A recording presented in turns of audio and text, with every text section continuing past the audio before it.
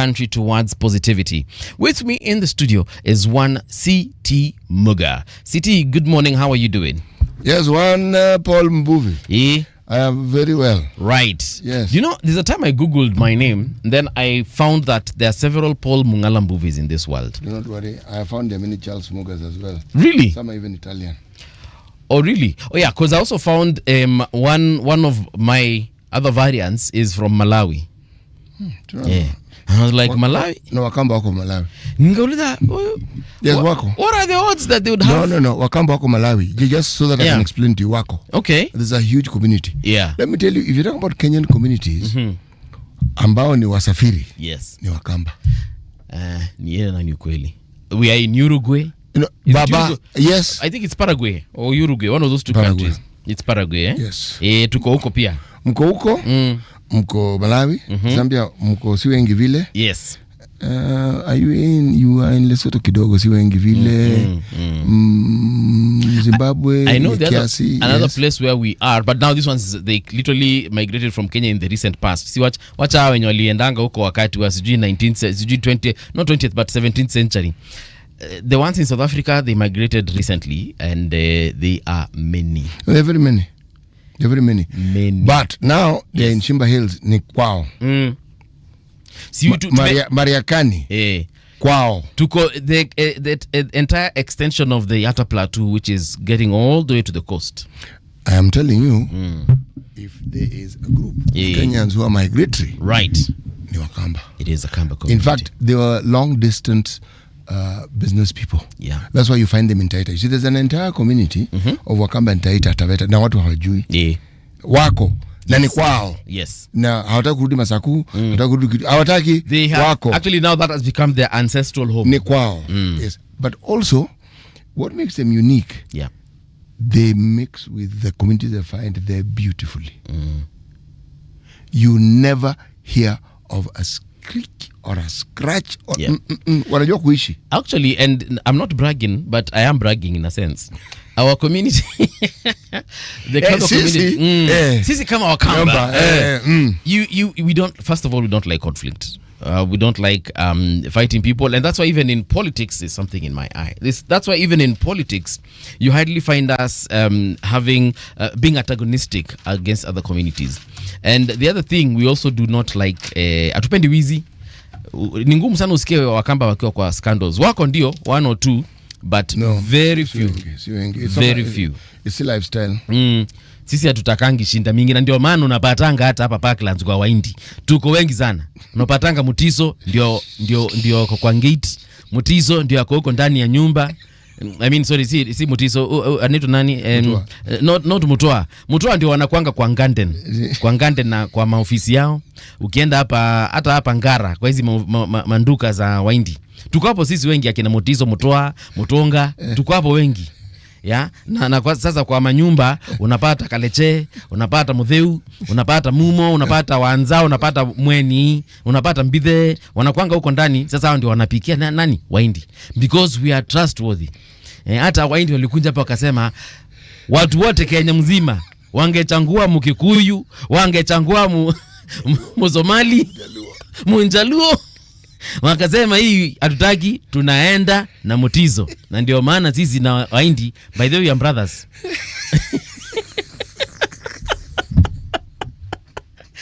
Because we are trustworthy. Sisi hatuimbangi. And but then, you know, again in our community, ukiiba, we believe that kurogo ni rahisi sana. Yeah. So there's an inbuilt deterrent. Yes, and that is why if you find if a Kamba loses a personal item, a comb, a watch, an innerwear, by then they panic.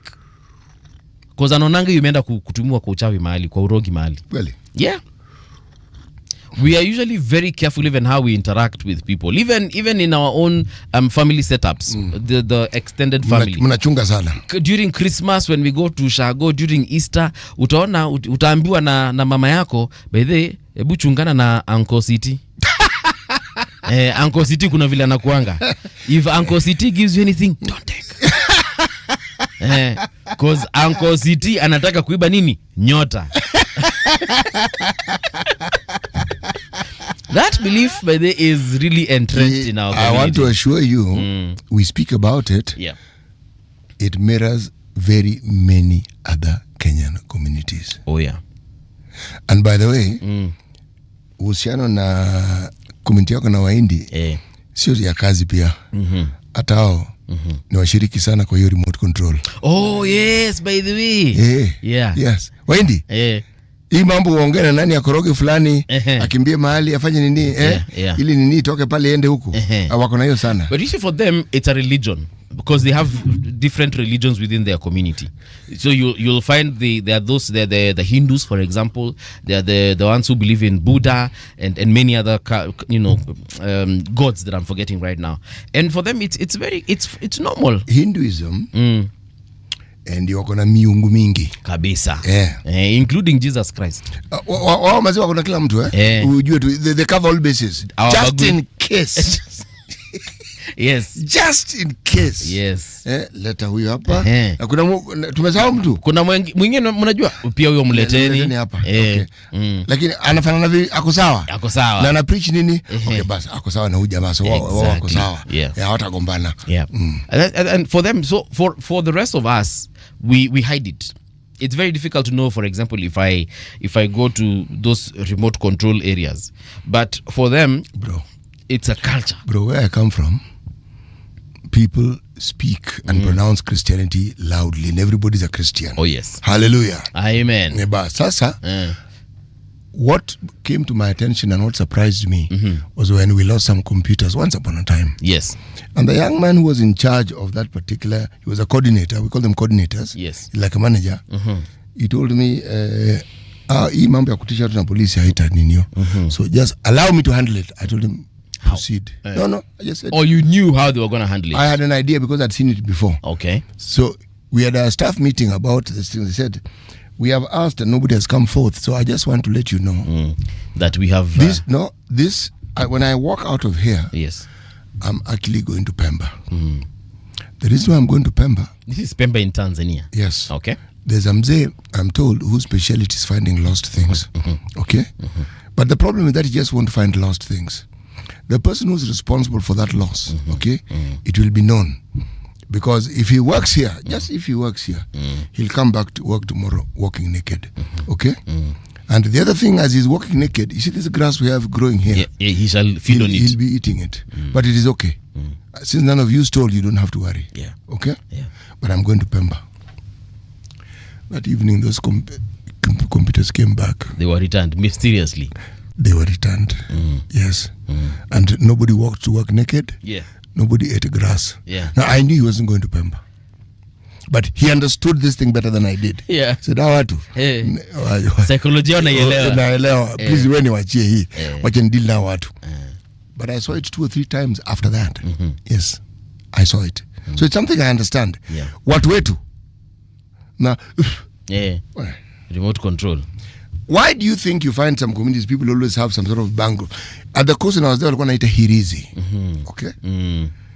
It is a charm, something to protect you. Oh, yes. Actually, I see also, like, but mine is a bit different. I see the community, our Indian brothers. How do you know it's different? Well, we learn a story, wachana your difference. Sasa, inaweza kuwa pia ni remote. Yes. You never know.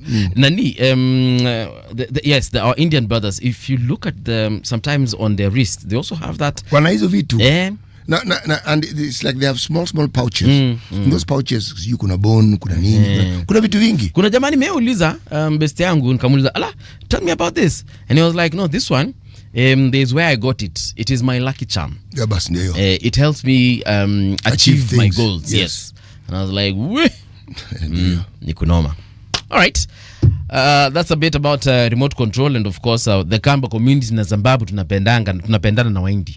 Zimbabwe nimewambia we are trustworthy. So if you find a Kamba employee, wewe enjoy kwa sababu hata mimi ni employee hapa. Unaonanga mimi nikiwa nashinda, sinanga shinda. Today is world let me check this out. Today is 20th November, right? So it is Africa Industrialization Day. And it is also World Children's Day. So We celebrate just like yesterday. We're celebrating 2 days: World Toilet Day and International Men's Day. Well, today we are celebrating Africa Industrialization Day and World Children's Day. So if you have children out there, this is their day. Remember, they are an important and integral part of our society. And even if you do not have children, don't worry. Wanasemanga, make hay while the sun shines. So the sun right now is shining for you. 20 kazi.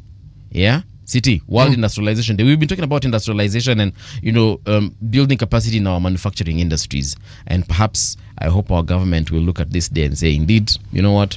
Let's make a mark towards making this country let's go back to a discussion we had on Monday. It was Monday this week. And I was talking to you about an article that was written by a certain gentleman called Wycliffe Muga. And this was his thesis. He said, look, instead of comparing ourselves to Singapore, let's compare ourselves to Iceland. Because with Iceland, we have something in common. Yes. Iceland is a remote country. Iceland is not called Iceland for nothing. Yes. It's not as though they have a huge tropical forest and with nothing to do with it. It's in the Arctic zone. Uko. Very, very few people. Right. But what Iceland has in plenty is the geothermal power. They have harnessed it. And because it is alternative energy that is cheap, literally, people are willing to come and set up industries in that country because of the cheap power. Right. We have geothermal power in abundance. We have barely gotten to 10%. Imagine. Barely. And you're telling us about a country that has got about 400,000 people. Yes. Has been able to achieve what it has achieved. Yes. In a country where we have 50 million people and millions of jobless Kenyans. And we have, forget the geothermal. For us, you will trip over one resource over the other. Human resource in abundance. Yes. You're talking about geothermal. You're talking about gold. You're talking about oil. You're talking about coal. And you're talking about iron ore. And the list goes on. And in terms of power, we're talking about solar. Yeah. We're talking about wind. We're talking about hydro. We have so much potential in this country. Buana. So what is this thing about industrialization that we keep talking about as though it's something that cannot be achieved? And yet if we look for examples, they exist. And we have all these university graduates that graduate in these particular fields. Oh, yes. From engineering to geology to the other sciences that I'm forgetting, chemistry and physics. Yeah. Even biology itself can be used to harness energy, depending on how you look at it. So I don't know why we are here. We have a lot of compost. We can make biogas. There's nothing we don't, bro. There's nothing we do not have. Yeah. Okay. There's nothing we do not have. And there is nothing we do not have people trained in. Maybe even nuclear power, we do. I think someone needs, and perhaps this is already out there, but someone needs to do a report, some academic research on the potential of energy we have in this country. It's been done. It's been done, and it is known. By the time you hear of, say, gold being found in Ikolomani, that gold was found a long time ago, Chief. It's just that the prospecting nature of it and hadn't been started. Yes, and also the laws we have about minerals in this country. We always hush. We have minerals. It's a local, it's a national resource, but it's very hush. Yeah. I like how other countries have realized, number one, take a country like, say, Norway, for example. Norway, of course, their population is not as huge as ours. They're 5 million people, right? So we are 10 times their number, perhaps even more. And then in terms of even natural resources, they have them, yes, but they don't even have like what we have in terms of jua. No, they don't. They have oil. Yeah, they have oil. Yes, they have a huge fishing industry, and they have other. But the point is this: what they have, they utilize. Norway has the highest per capita in terms of sovereign fund. Yani ile pesa imewekewa wananchi, kila mmoja akipatiwa anakuwa millionaire immediately. Ile savings account yao ya the country. Okay? My friend, they are a wealthy nation in that respect. Sisi with more wealth than them. Sisi. Okay? Anyway, today is a Thursday. Let me not let fly this early in the morning. As a matter of fact, today, Thursday, November 20th, 2025, President William Samoei Ruto will be addressing the nation. It will be his State of the Nation address, and it's going to be taking place at 2:30 p.m. So if even in today's conversations we will discuss, perhaps we'll try and speculate what the president will be talking about, and perhaps what we consider he should be talking about, because I'm sure he has already prepared this speech. But yeah, we'll definitely talk about what we think should be said and what should be addressed as far as the State of the Nation is concerned. So yeah, keep it locked by day to Radio Generation even throughout the day, because in subsequent bulletins conversations will definitely take place. Yeah. All right, City, over to you. Methali ya Mauritania leo inasema. Let me just tell you a little bit more about Mauritania. You know, they are Muslims. That's why it's called the Islamic Republic. Yes. The brand of Islam that they practice inaitwa Sunni. Okay? They have what you call a unitary semi-Islamic presidential Islamic Republic. Right. Okay? They have a president called Mohammed Ould Ghazouani. He has a deputy. You know, he's a prime minister called Mokhtar Ould DJ. I mean, it's called DJ, D and then J. See at Mimi Namwekea. I told you it was established in November 28th, 1958. That's the year I was born. Okay? Now, it has a current constitution which was revised on 12th July 1991. Okay? They've had coup attempts and coups. Right. 2008, they had a coup led by General Mohammed Ould Abdel Aziz. Okay? Yeah. And he was succeeded in an election by this gentleman I mentioned earlier called Ghazouani. That's the current. But there's something unique about Mauritania. Right. When you look at what you call the Global Slavery Index, okay, they claim that this is a country that still has slaves. Okay. Okay. In Mauritania. Yes. And the number they say is around 39. Okay. 39 slaves. 39,000. Okay. Okay. Now, this is something that somebody will find a little controversial. It isn't. Just do your search and you'll find why it is that is so. You can define modern slavery by the manner in which, one, somebody is engaged in their employment, by the remuneration, if any, that they receive, the working conditions under which they live, and any freedoms, if any, which they then have. Okay? So it's in this context. But it is something that is unique about the country. Okay. Right? All right. Right. Okay. Proverb. A donkey which goes to grow horns returns with the ears cut off. A donkey that goes to grow its ears. A horn, or rather horns, returns with its ears cut off. No horn, but ears. But why would it have its ears cut off? It has to, what is it called? Compromise. For horns, you have to give us your ears. Yes, that's one way of looking at it, and that's the beauty of the interpretation of Proverbs. But more importantly, it's the pursuit of something that you cannot actually get. It doesn't matter what you do. So in your pursuit, you'll do all manner of things. So if you're told cut off your ears, unakata, because you're told the horns will grow in your ears. You'll utakata. The horns won't grow. But when you return, the ears will have been cut off. Because you really want the horns as opposed to the ears. Yes, give a real life example is people who have been conned. People have been told that someone is dealing in gold. Yeah. And they're selling gold bars. They go through a certain process and you believe you're paying for gold.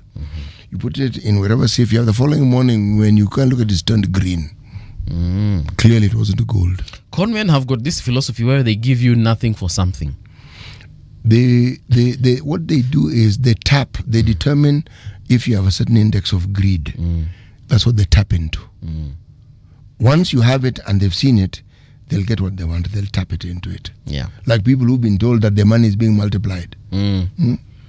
There's a certain government official right now who was duped by some Murogi.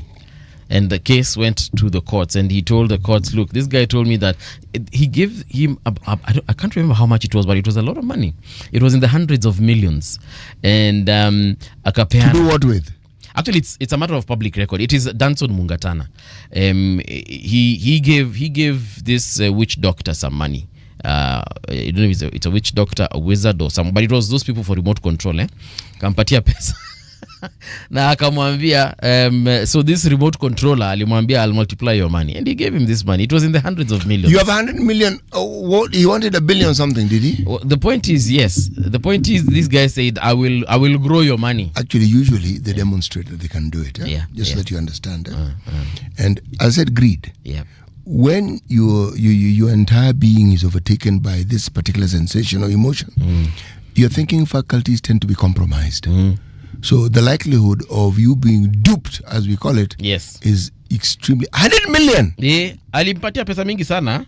Yeah, so anyway, kusema alimpatia pesa mingi. Alimpatia pesa mingi sana na jamaa akamwambia ata multiply. Then he took this guy to court. Oh yeah. Why? First of all, because witchcraft is illegal in this country. Yeah, but he's a participant himself. Does he not know he was accusing himself? It's he gave out. Now I found the story. He gave out. This is something that happened in 2022. Yeah, he gave out 76 million. That's a lot of money, man. Pesa mingi. And then the court went ahead and acquitted this man in 27th. Makes sense. 27th of October 2023. But it makes sense. Yeah, so a herbalist accused of defrauding Tana River Senator Danson Mungatana of 76 million in a fake oil deal scandal has been acquitted. Yeah, so it is there. You can check it out. There was a guy. There used to be a business in the U.S. kitambo in the 90s called junk bonds. There's a guy called Carl Hikan, famous. He's dealing junk bonds. When I read his story, he was a man I looked at and said, this is a man who knew what he was doing and was prepared for it. No surprises. It is said he put aside $500 million because he knew he'd be fined. Everything that had to do with the cost and reduces, he had to go to jail. But for it to be reduced to the bare minimum, he had that money ready. So whatever was required to pay, he paid. Yes. So when he came out, he was a free man. Nobody looked for the money, the other money he had. He was genuinely free. Yeah. Now, I'm giving that example of somebody who knows what he's doing, who understands the consequences. Because he was found. That's why. If found, he took care of if found. Most people go into something that crooked with the idea that they'll get away. And so when they don't get away is when they're shocked and surprised. Yes. Wanasema ala. Kwani? How has this guy conned me? Yeah. Na wewe ulijipeleka. There's a story here about this gentleman. Unfortunately, someone who lost his life. Police investigate boda rider found dead in South B apartment. Now, I'm reading this story on our website, that is radiogeneration.co.ke. Why don't you log on and get to read with me what it's all about. Nairobi police are investigating the murder of Anthony Otieno, a boda rider and online delivery agent whose body was discovered in a short stay rental apartment in South B. Yeah, so his wife, Eunice Atieno, described similar events. The last time I called him was around 10:30 a.m. He told me he had just arrived at the client's house and would call me later. After that, I don't know what happened. Yeah, so Otieno's body was found around 3 p.m. by the apartment owner in a fourth floor unit. He was discovered under the bed with his hands and feet tied and blood visible under the bedroom door. Ocheng said an autopsy showed that his brother died from a blow to the head caused by a blunt object, and he added that Otieno appeared to have been restrained and gagged. Police reported that the phone Otieno was delivering with was recovered at the scene, along with a knife and a metal rod believed to have been used in the attack. Quite sad indeed. Tragic. Yeah, very tragic, and we're hoping that the police will get to the bottom of this particular situation. President Ruto honored by a CAF for commitment to Kenyan football. Yeah, so he was honored by CAF. Outstanding Achievement Award is what he was given. President William Ruto has been recognized for his steadfast commitment to football in the country, receiving the CAF President's Outstanding Achievement Award. The accolade, one of African football's highest honors, was announced during the CAF Awards 2025 on Wednesday, November 19th. I would like to ask a legitimate question, and I'm asking this because it is a legitimate question. Sababu sielewi. So ni nini haswa Rais amefanya ili akwe eligible for this particular award? Wewe ukumbuki ile World Cup ambayo ilikuwa hapa Kenya? Chan. Yes, ndio World Cup. Chan 2024. Yes, ndio. Yeah, okay. Because nakumbuka people were being given some money. Yes, and even houses. Players, yes, they were given money and houses. Motivation, bro. Motivation, sawa. But I thought you told me that money came from the sports fund. And it is actually supposed to be given to this people. Even if that money came from Kenya Charity Sweepstakes, we have never had an occasion where our sports people, but let's... I'm not saying that he doesn't deserve this award, by the way. No. I just want to ask because... I'm not responding with that in mind. I'm answering the question, which I believe was asked in sincerity. Yeah. Motivation. Yeah. He has demonstrated when the athletes have gone and done wonders, extraordinary wonders. Number 3, that World Championship. Not the other one, which is not Olympics. It's World Championship. Yes. 3, Bwana. 3. The whole world. Yes. They were rewarded. Okay. You see, we've often complained that the people who are appreciated the least are our athletes.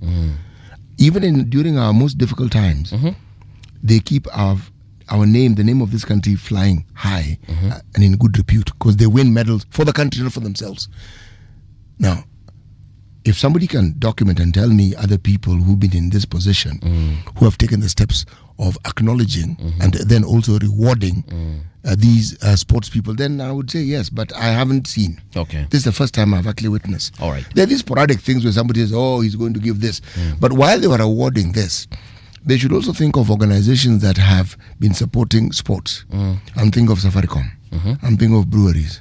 I'm thinking of Brookside. These are entities that I know of at the top of my head, whom I've seen sponsoring sports over time and making it possible. Yep. Sport Pesa. Okay? That would I'll be told where. But it's a legitimate organization. Yep. It supports sports. Actually, they do sponsor several teams in the Kenya Premier League and the leagues below. Yes. So I am saying that what the president did was outstanding. Whether these guys received the houses or not, that's a completely different story. But that he took the initiative is commendable. That is what I'm speaking about. As to whether he qualifies for this, that I don't know. Because I have no idea what the criteria is. Because it is clearly written here. His Excellency William Ruto, President of Kenya, CAF President's Outstanding Achievement Award. Congratulations, Your Excellency. Sasa hata tuone what else we can do for the sports fraternity and the sports community, because bado nina feel there is much more that can be done. All right. IEBC receives first ballot papers ahead of next week's by-elections. Naona hapa zime arrive kwa ndege, zikafika pale JKIA. You can see heavy security. Nini? Ballot boxes, ballot papers for the by-election. Yes, by-election inafanyika. By the way, this one is interesting, wouldn't you say? How so? Well, I'm looking at the door-to-door campaigning, something I've not seen before. Oh yeah, no, it has actually happened before. No. I said I have not seen. Okay. It's okay. But yeah, it has been happening. I am aware. There's a time Didmas Barasa in the last election. Actually, alienda akaanza alienda kwa shamba, I think, if I'm not wrong. And other politicians, they've been going to people's houses, tengeneza uji na wao. There is a politician in Western Kenya, a youngish gentleman who has scraggly hair. What is his name again? Salasia. Yes, I heard about him, but I'm talking about seen as in I've seen pictures. Okay. So when I say I haven't, I mean it. I haven't. All right. Yes. All right, City. So these people have been doing this, but yes, like you're saying, it's also happening in this particular by-election where we are having waheshimiwa. Waheshimiwa watarajiwa. I saw the picture of the deputy president carrying a baby. I like that. Yeah. Actually, when Rigathi Gachagua was DP, he actually did go to the mashinani and hang out with He has been doing that for a very long time. Yes. Pictures of him doing it have not been taken like this particular time around. President Ruto, severally, but not in campaigns. Severally, when he's launching projects, making the last mile project, for example, like make sure kuna stima kwa nyumba yako. Alikuwa anakuja mpaka kwa nyumba za watu na anaketi nao, anawaambia yawasha sasa. Wanawasha, sasa tukule. Tuone venye tunaona na ita yako tukikula. Na wanakula. There's one niliona kwanza anapika na stima, nikasema ala, ulikuwa unatarajia stima mbako ukanunua hiyo electric cooker inakaanga tu kwa nyumba. That is a prelude. Wacha aletewe bill. Hii kitu si mzuri vile. So these guys they're doing rounds. Yeah. No, this particular campaigning is good. Yes. In this sense, so much is being put into it. It's as though the outcome will be a clear pointer to 2027. I get that impression. Because they're not leaving anything to chances, man. They are not. They are definitely not. So if someone were to ask me what I think, I will tell you, me, this political prophesying, I don't involve myself in it. Yeah. I will wait and see. See, the results will come out. They will come When out. they come out, then I'll talk. That before. Yeah. Acha tuone. Yeah. If the best cook will win. Because for sure these ones, they are not campaigning in the usual way. So one last story. Geoffrey Mosia moved from Nairobi County's Ministry of Environment to the Department of Citizen Engagement and Customer Service. That appointment or movement and reshuffling happened while he was here yesterday on Radio Generation.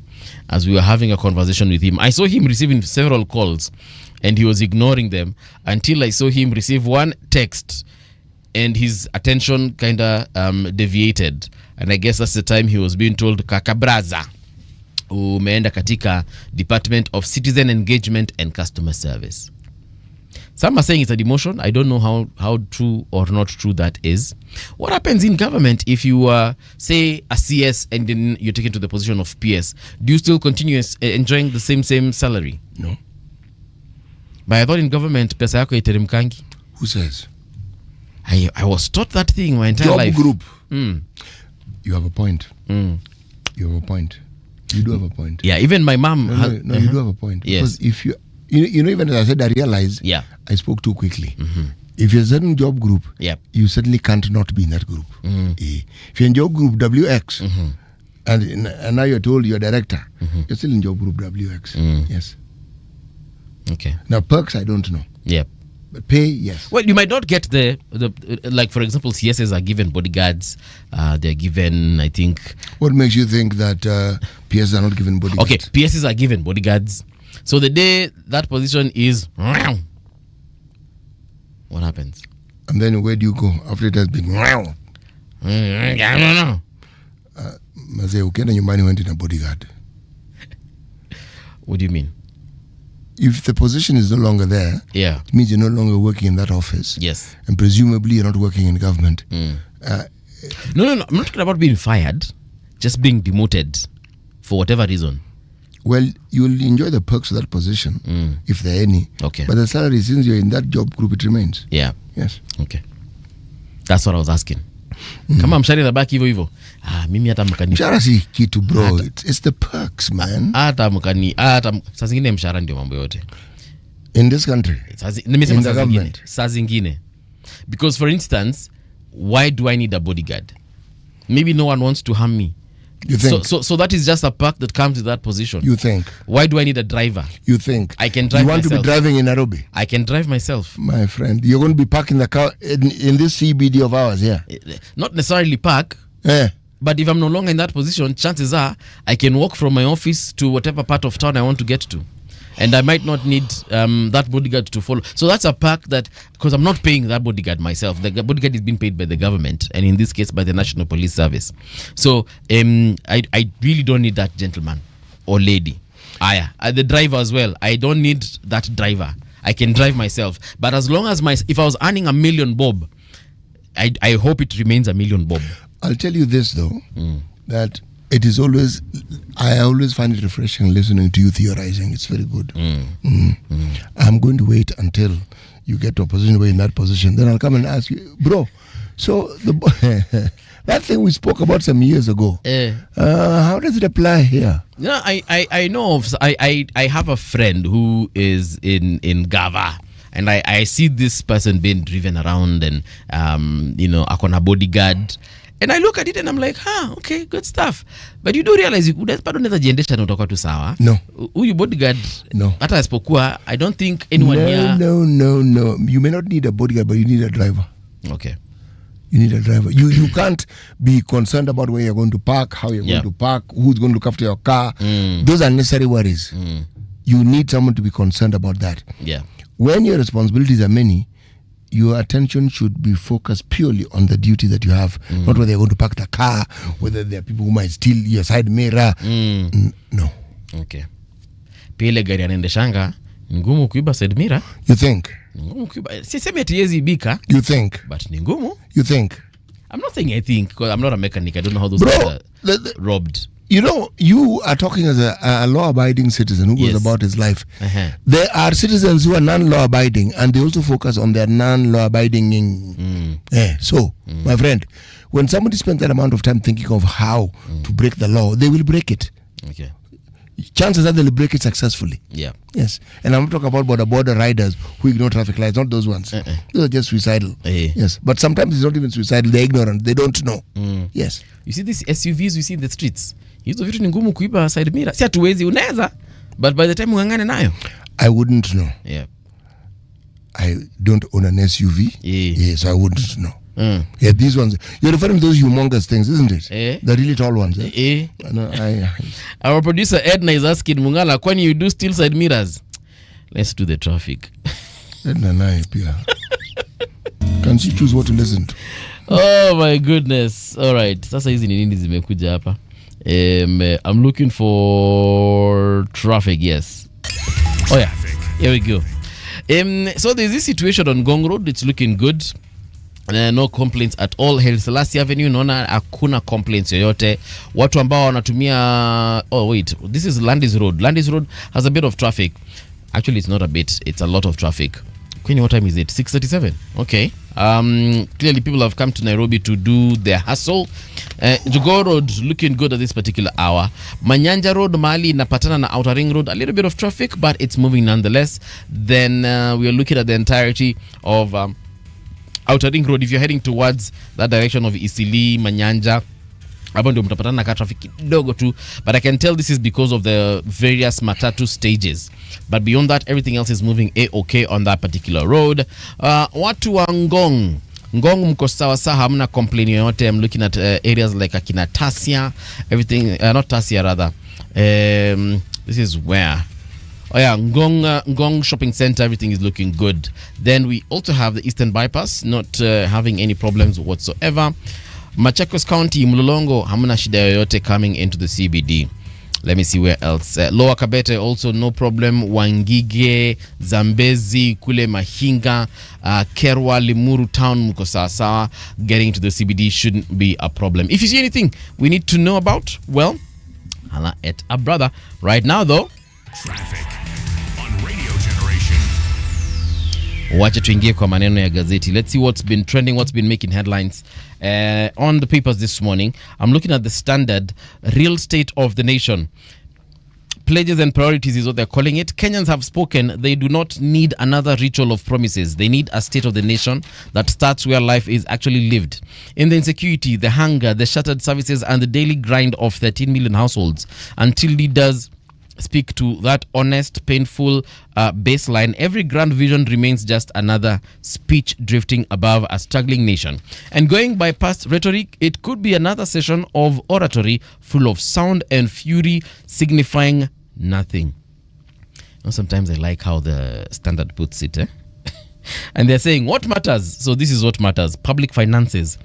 People worry that fiscal consolidation means more taxes, higher service fees, and new levies. The central question is whether more financial pain is coming. Yes, it is. I saw they've added kuna kitu imeongezeka bei jana. Can't remember what it was, but it is something that we all use. I'll try and figure out what that was. Was it salt? Not salt. It's a service. Could it be something to do with the digital space? I'm not sure. I can't remember well. Yeah, but kuna kitu imeongezeka bei. I'll try and remember it. Then corruption, a credible state of the nation account must admit the scale of corruption and outline measurable reductions. Anti-corruption talk without contour lacks legitimacy. And then devolution, confusion over national versus county. Roles continues to affect access to services. Now, this one is true. Effective devolution should ensure Kenyans get services without needing to navigate government bureaucracy, security. They're talking about the economy. They're talking about households, governance, and of course, service delivery has been stated there. Yeah, they're saying despite digital platforms like e-citizen, bribery, inefficiency, and slow services persist. The Star newspaper is all about the Cold War between Raila Oburu families. Hey, we shall have this conversation for a while, eh? Yee, mambo ya ODM. Does it actually exist? No, that's not ODM. Raila and his brother, that's just family. Naomba utumie. Raila, sorry. Ati Raila? And Oburu, those are family issues. Those are not ODM issues. Those are just family issues. Yeah. Yes. Stop fighting me. I didn't campaign to be party leader. This is Oburu. So now what happens? Does he step down? It's just politics, man. I don't see why it is. I would want to consider it to be a big issue. If I were to pay to every little thing that politicians say, would I have time for doing anything else? Okay, good question. IBC fines Kasipul candidates 1 million each. So the IBC Electoral Code of Conduct Enforcement Committee Chairperson Alutala Muhwana with other commissioners during the ruling on the hearings of Kasipul constituency by-election at Anniversary Towers, Nairobi yesterday. So we have Kasipul constituency by-election candidates Philip Aroko, who's an independent candidate, and Boyd Were from ODM. Kila mmoja wao ametandikwa 1 million shillings fine. So what exactly do they do? You tell me. You're the one who's reading it. What does it say? Tutaisoma huko ndani tukifungua gazeti. So, Cash, crime and chaos, the chilling case of Willis Ayeko. You know about this Willis Ayeko fellow? He is a former, he's dead now, but he was a HR manager at Wells Fargo. Yes, I remember the story. Yeah, and he was murdered. Yes, he was. Yeah, hey, this story, manze, is chilling. Yes, it is. It is chilling. MPs on verge of approving judges. This is... what is it about that story? The MPs on the verge of approving judges? No, the Willis Otieno story.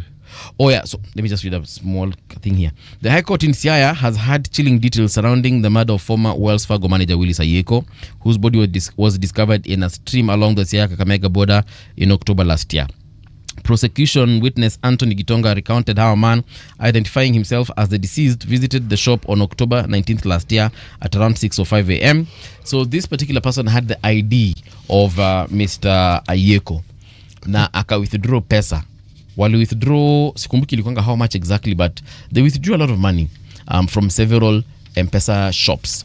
And then this entire time as they were robbing, Willis was in their vehicle, tied, tortured, and they went ahead and continued stealing, getting money from his The person who was saying this was part of the people who were doing this, is it? So this particular witness is one of the M-Pesa shop agents where this money was withdrawn, and they withdrew from several ones because they kept on withdrawing. Withdraw. So wanatoa kutoka kwa bank M-Pesa, wanaenda wanatoa, wanangojea mpaka limit ikishafika, wanangojea wanaenda to another M-Pesa place. Evo. So and they tortured him in the process because that's how they got his details, for example his ID and his M-Pesa pin. And he did die, didn't he? And eventually after they were done with him, they killed him and then dumped him where they did. Mudavadi summoned over government's silence on Kenyans suffering abroad. On this particular case, I'm willing to cut the PCS some slack, because as much as tulikuwa tunauliza maswali mingi, I can see some things happening, and I would like to assume and hope that more is being done, especially for those ones who are huko in the Asian, is it Southeastern Asia huko wanaendelea kuteseka. I'm hoping to see something being done. So since we complained a couple of weeks ago, we have seen some progress. Let me allow him to work now. We have to catalog these issues, because around this youth employment, especially the seeking for better opportunities abroad, it is fraught with very many hurdles. There's always stories of people who got money, some borrowed money. Yes. With a promise there would be a job. There is no job, yet they have a debt to pay. They do not have the means by which to pay. Some left their jobs because they believed that they were going to get jobs abroad. Yep. The streamlining of such a ministry or such an agency has to do with something very fundamental. Telling those who would wish to apply the truth about what it is that they're doing and get them to understand. Yep. But then, because of the inconsistencies that we see, we sometimes forget that amidst all these problems, there are very many others who actually do go abroad, and they actually do get placements. Now, the ministry that deals with this ought to be able to furnish us with these details and tell us of those who applied for these jobs. These numbers are the ones who have managed to get the job. Even publish the names, after all, it's in public domain. Those who are not able to get the jobs were these, and this is what we're planning to do with them. When you give information of that nature, you don't kill the hope. Someone knows, I didn't get it this time, but I can get it again. Next time, Yes. Because sometimes not everybody who wants to get a placement can get one. And even then, when you advertise, you need to be specific about the placements that are available. So you know there are only 2,000. So if 10,000 of you apply, only 2,000 will get. Now, it appears that because of the combination of people who are in this particular arena, there are those who are private, there are those who are registered, there are those who are God knows what else. And then there are Kenyans. The desperation and the need to better their lives makes you an easy target for someone who's likely to con you. Actually, the fact that we have all these very many millions of Kenyans who are unemployed, bro, that's a very huge market for conmen. It's a huge market for conmen. Like literally, city today, you can just wake up and say, you know what, I just want to con let's even put them at 1 million. I just want to con the 1 million jobless Kenyans. Of course, there are more. And if you were just to con each one of them 10 shillings, bro, you know that's 10 million. Yes, it is. Na kuna mse anafikirianga hivyo na anaamka na anafanya kitu. Sets up an agency, says they even have an office as beautiful as ours, set up a receptionist, kila kitu iko sawa. Watu wanameza kizungu mzuri. Kuna kahawa. Yes. Maji. Dispenser ya kahawa na dispenser ya maji. Chocolate. I swear, na utafika hapo na utapata mpaka mtu wa HR anachukua makatasi yako, mpaka kuna printer. They take your documents and they photocopy. And they tell you, we're going to charge you 3,000 for processing alone. Yet the expenses there are about probably at agenda zaidi ya 50 bob. Then they tell you, go back home, we'll call you when a job appears. But you're in our database. Tumekuweka kwa database. Sasa hizo jamaa amepata 3,000 yako na amechukua 3,000 ya another like 100 people. In a day, those guys make money. Conmen. You just look at the number of unemployed people in this country, and that already by itself is a market for a conman. It's very sad, yeah? Front page before I exit this particular paper. No shortcut. Couple who lived together for 24 years were not married, according to the courts. This story is on page 2. Nitakuwa tukiangalia in a short while. City, gazeti lako linasemaje la Daily Nation? Umesoma ipi na ipi? Nimesoma Star na nimesoma Standard. Nimekuachia Daily Nation na nimeona hapo umeshika pia Business Daily. Ile business kila siku. Naam, sasa ndio hiyo. Right. Top left hand corner. Confusion as Kazi Maju scheme lands hundreds of youth in trouble. This is a story on page 2 and 3. This is what I was referring to in a few minutes ago. Governors blame Shah funding gaps for the deaths of 934 babies. This is a story on page 14. This is a story I will want to be looking at. I had fears of a post-Raila family fallout, Oburu. Okay? All right. The story talks about what he said, what he and his brother were supposed to speak of. They were supposed to have talked in the Middle East. That never came about. And the story goes on. Stories of this nature are going to be many. A man of the stature of Raila, his death brings out very, very many issues. Stories untold, some speculative. And individuals who would like to say that they were told, those ones, there'll be no shortage of what he said, what he didn't say, whom he spoke to, whom he didn't speak to, etc., etc. So we will simply wait, read, and see, and try to understand those things. Now, back in the middle of the paper, delicate balance. President must address the needs of expectant populace even as he eyes re-election in 2027. The headline is Promises versus Reality. Scorecard. It's a mixed bag for President William Ruto as he makes his third State of the Nation address today, while his administration has scored some successes in agriculture, cost of living, economy and infrastructure. The education and health sectors are still a big challenge. What's your plan, Mr. President? President pledges versus achievements. And they list them. Okay? Promises, achievement, status, and so forth. Whether it is UHC, whether it is SHA, whether it is inflation. Yes, the nation goes about education, finance and economy, agriculture. They go into the details. Okay? And explain it. In the Business Daily, right. Investors' wealth at the Nairobi Browse declines by 74.5 billion shillings. Investors' wealth at the NSC has slipped back from its record high valuation of 3.04 trillion after the investors sold shares in large companies to lock in the profits they booked during the price rally at the first week of the month. Makes perfect sense. Yep. I think we also read something similar to this maybe a month or two ago, where the story was about the declining number of millionaires in the country because of, number one, the valuation of the dollar.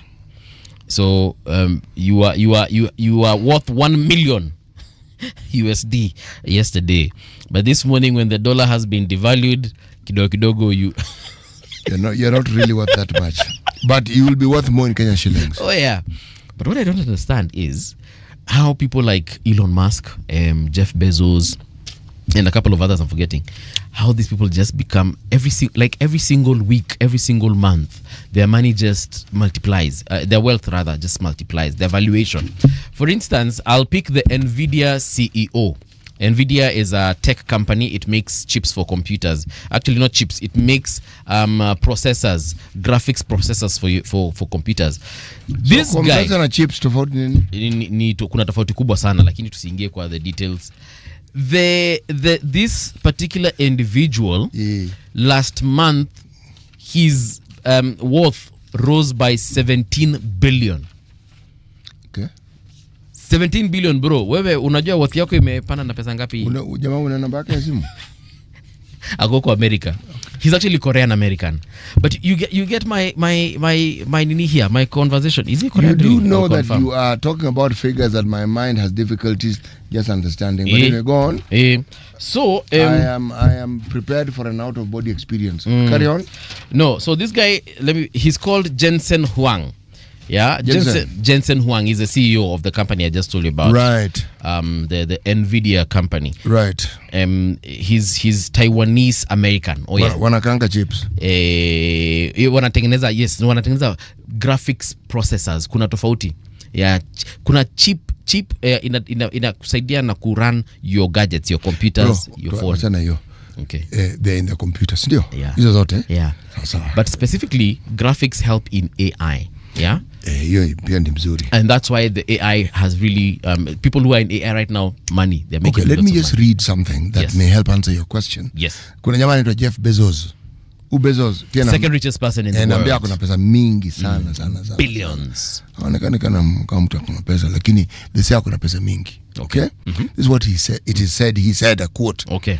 We had 3 big ideas at Amazon that we've stuck with for 18 years. And they're the reason we are successful. Put the customer first. Invent and be patient. Put the customer first? First. Invent. Invent. Yeah, keep coming up with new ideas. Innovation, yeah? And be patient. Usiwe na haraka baba. You'll get the money. Yes. Pole. That gentleman you've just mentioned, Jeff Bezos, he's an American... He's an American billionaire. A couple of years ago, he divorced his wife just before COVID. He divorced his wife? Yes. Oh. They broke up with the wife. Oh, pole. And he had to give his wife half his wealth. Okay. He didn't even contest it in court. So he gave his wife half the amount, his wealth. At the time, he was the number 1 richest person in the world. So when he gave half, he now became number 2. Kwani, how wealthy was this guy? He became number 2, and guess who was number 3? His wife. That sounds like it's a good thing, isn't it? It is a good thing. So akona pesa mingi. Jamaa akona pesa mingi. And then a few months later, his wealth went back to where it was, and it even surpassed. You know, it is okay. Yeah. You had asked a question. Yes. Remember, look at what they do. It's a service industry.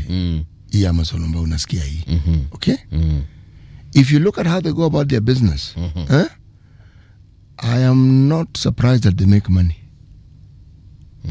You can be here in Kenya. Who? Yeah. You want to buy something on Amazon, and you buy, and it'll reach you here in Kenya. Yeah. The thing that thing which you want, that one. And for people who are this side of the continent and the side of the not atmosphere, it's called the sphere. Hemisphere. Thank you. inatufikianga within 7 days, and that's actually a very reasonable amount of time to receive a product that you have bought from the other side na umeona tu picha of the world. Na umeona tu picha lakini nakuja na pia unaweza kulipa. You see, when you look at the versatility, when it talks about inventing, meaning they've been able to actually invent. Look at something else that is local, something called Netflix. Vile unalipaga na shilingi, okay? Lakini inakuwa converted inaenda. The amount of money you pay isn't a colossal sum. Yeah.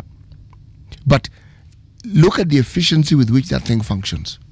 All I'm saying is, there are people when they make money, you are grateful that they actually make money for their own sake because they provide a service that people want, people need, and so people are willing to pay for it. Yeah. Now, when we talk about our business and our industries, if you produce something that people want or need, nothing's stopping you from making money, actually. And you remember we had this conversation again also last week where we were talking about opening up East Africa to trade. Because, my friend, you're not going to be a billionaire selling to these broke Kenyans. And I'm saying this very respectfully because we are broke. It's not a question of being respectful or not. We are broke. We are broke, yeah. So you will not become a billionaire selling to the very few Kenyans who've got purchasing power, which are less than perhaps even 30% of the population.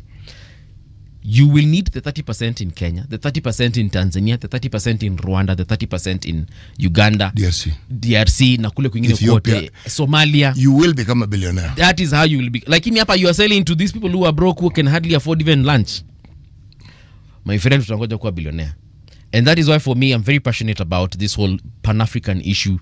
We can still maintain our cultures and our borders, but we can allow it to, we can permeate it in different ways. My friend, the sum total of the people on this continent, namba yetu na Wachina, same WhatsApp group. Namba yetu with the Indians, same WhatsApp group. Right. So they talk about a market. The Americans weren't stupid when they were talking of supporting the Africa Free Trade Area. Yes. In the way that would suit them. But then we must configure this thing in a way that suits us. Yes. We have a ready market. Right now, when people talk about the Africa rising, I used to scoff at those things. I no longer do so. I say, I no longer do so because there's a reality to it. If you just look at the numbers and the figures and the reality of who we are as Africans, my friend, all these people who are supposed to be better, why on earth are they scrambling to keep coming here if they have everything? Why would they come here? And that is why even in America, when all these tech gurus come up with these products, the first people they sell it to is their own people. Because the market in America is huge. 350 million people. Out in Wengi, bro. And then they went and invented something that we don't have. It's called credit. Yeah. Lakini yuko na shida. Because you ni nchi ya deni. So when something slips kidogo, the thing that I'm grateful to the American vote and the public is one, I thank them for electing Trump. Because with the President Trump, the wonderful thing is that we now know human beings are the same the world over. There are no human beings who are better because in the absence of being elected, Trump would be president. And because he's president, all these stunts he keeps pulling, they're just human stunts that other people pull. And that's why people have laws and constitution, because those who are sharp enough to know that you give a human being a certain degree of power, they'll become stupid with it. So you make sure that you apply adequate brakes. That's why you have laws, rules, and you have a constitution. Americans, thank you. Thank you. All right, we're taking a short break right now. We're getting into the news, but when we return, of course, kuna conversation that will be taking place here. Sorry about that. And would like you to join in. Remember, you can do that via our various social media spaces. You can find us on X, you can find us on YouTube, you can find us on Facebook. But then we are live on Facebook, we are live on Facebook. So if you're a person who likes that particular platform, by all means, join us there. We're going to be talking about advancing Kenya's development agenda, and of course, zero fault audit reports. Who's going to be joining us in studio? You can check that out on our social media spaces to see who exactly we're going to be hosting. But right now, I will keep it a mystery until they do return. Right now, though, here is the news. Don't go too far. We will be right back.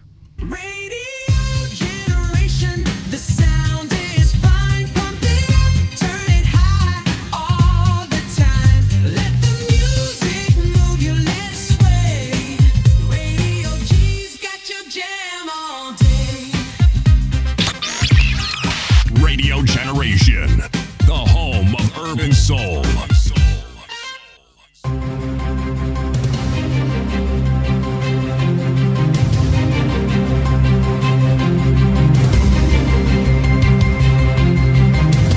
is the Radio Generation News. Good morning, I'm Soki Brenda.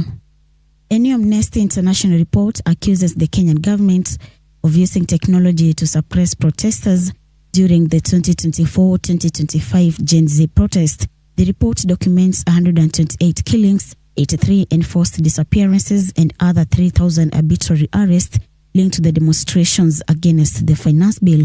Amnesty International says authorities deployed online harassment, disinformation, and unlawful surveillance to silence vocal youth. Smear campaigns became the core tools of the state to undermine the credibility and reach of government critics. Some of these tactics facilitated and were later used to justify arrests, enforced disappearances, and the killings of notable protest organizers. Amnesty International estimates that across both sets of protests, June 2024 and July 2025, Nairobi lawyer Chacha Mwita will remain in police custody for 14 days after the Kahawa Law Courts approved a request for his continued detention. The move is said to facilitate ongoing investigations into terrorism-related allegations. Principal Magistrate Gideon Kiage said investigators must be given enough time to finalize their work and submit evidence to the court before Mwita can be allowed to enter a plea. I find that the instant application demonstrates compelling reasons that merit the detention of the respondent at the preliminary stage of this investigation. The respondent shall remain in custody for 14 days, during which period the investigations will be ongoing. The said period will be tabulated or will run from the 17th. The government has assured that the integrity of the Kenya Certificate of Secondary Education, KCSE, will be safeguarded. This comes as the exam period concludes this week. Education Cabinet Secretary Julius Ogamba said the preparations for marking the exam are underway, with center managers being tasked to reinforce operational discipline. As the KCSE cycle concludes, preparations are now underway for the marking and the processing of results. I extend my appreciation to the teachers, the center managers, the invigilators, security personnel, and education officers for their dedication to this national exercise. Ongoing efforts include expansion of infrastructure, targeted teacher deployment, and support for the continued implementation of the competency-based education. And Chief Justice Martha Koome has reiterated the judiciary's commitment to safeguarding the rights and dignity of children. Koome emphasized that the country's legal and institutional frameworks place a firm responsibility on justice actors to protect minors who encounter the justice system.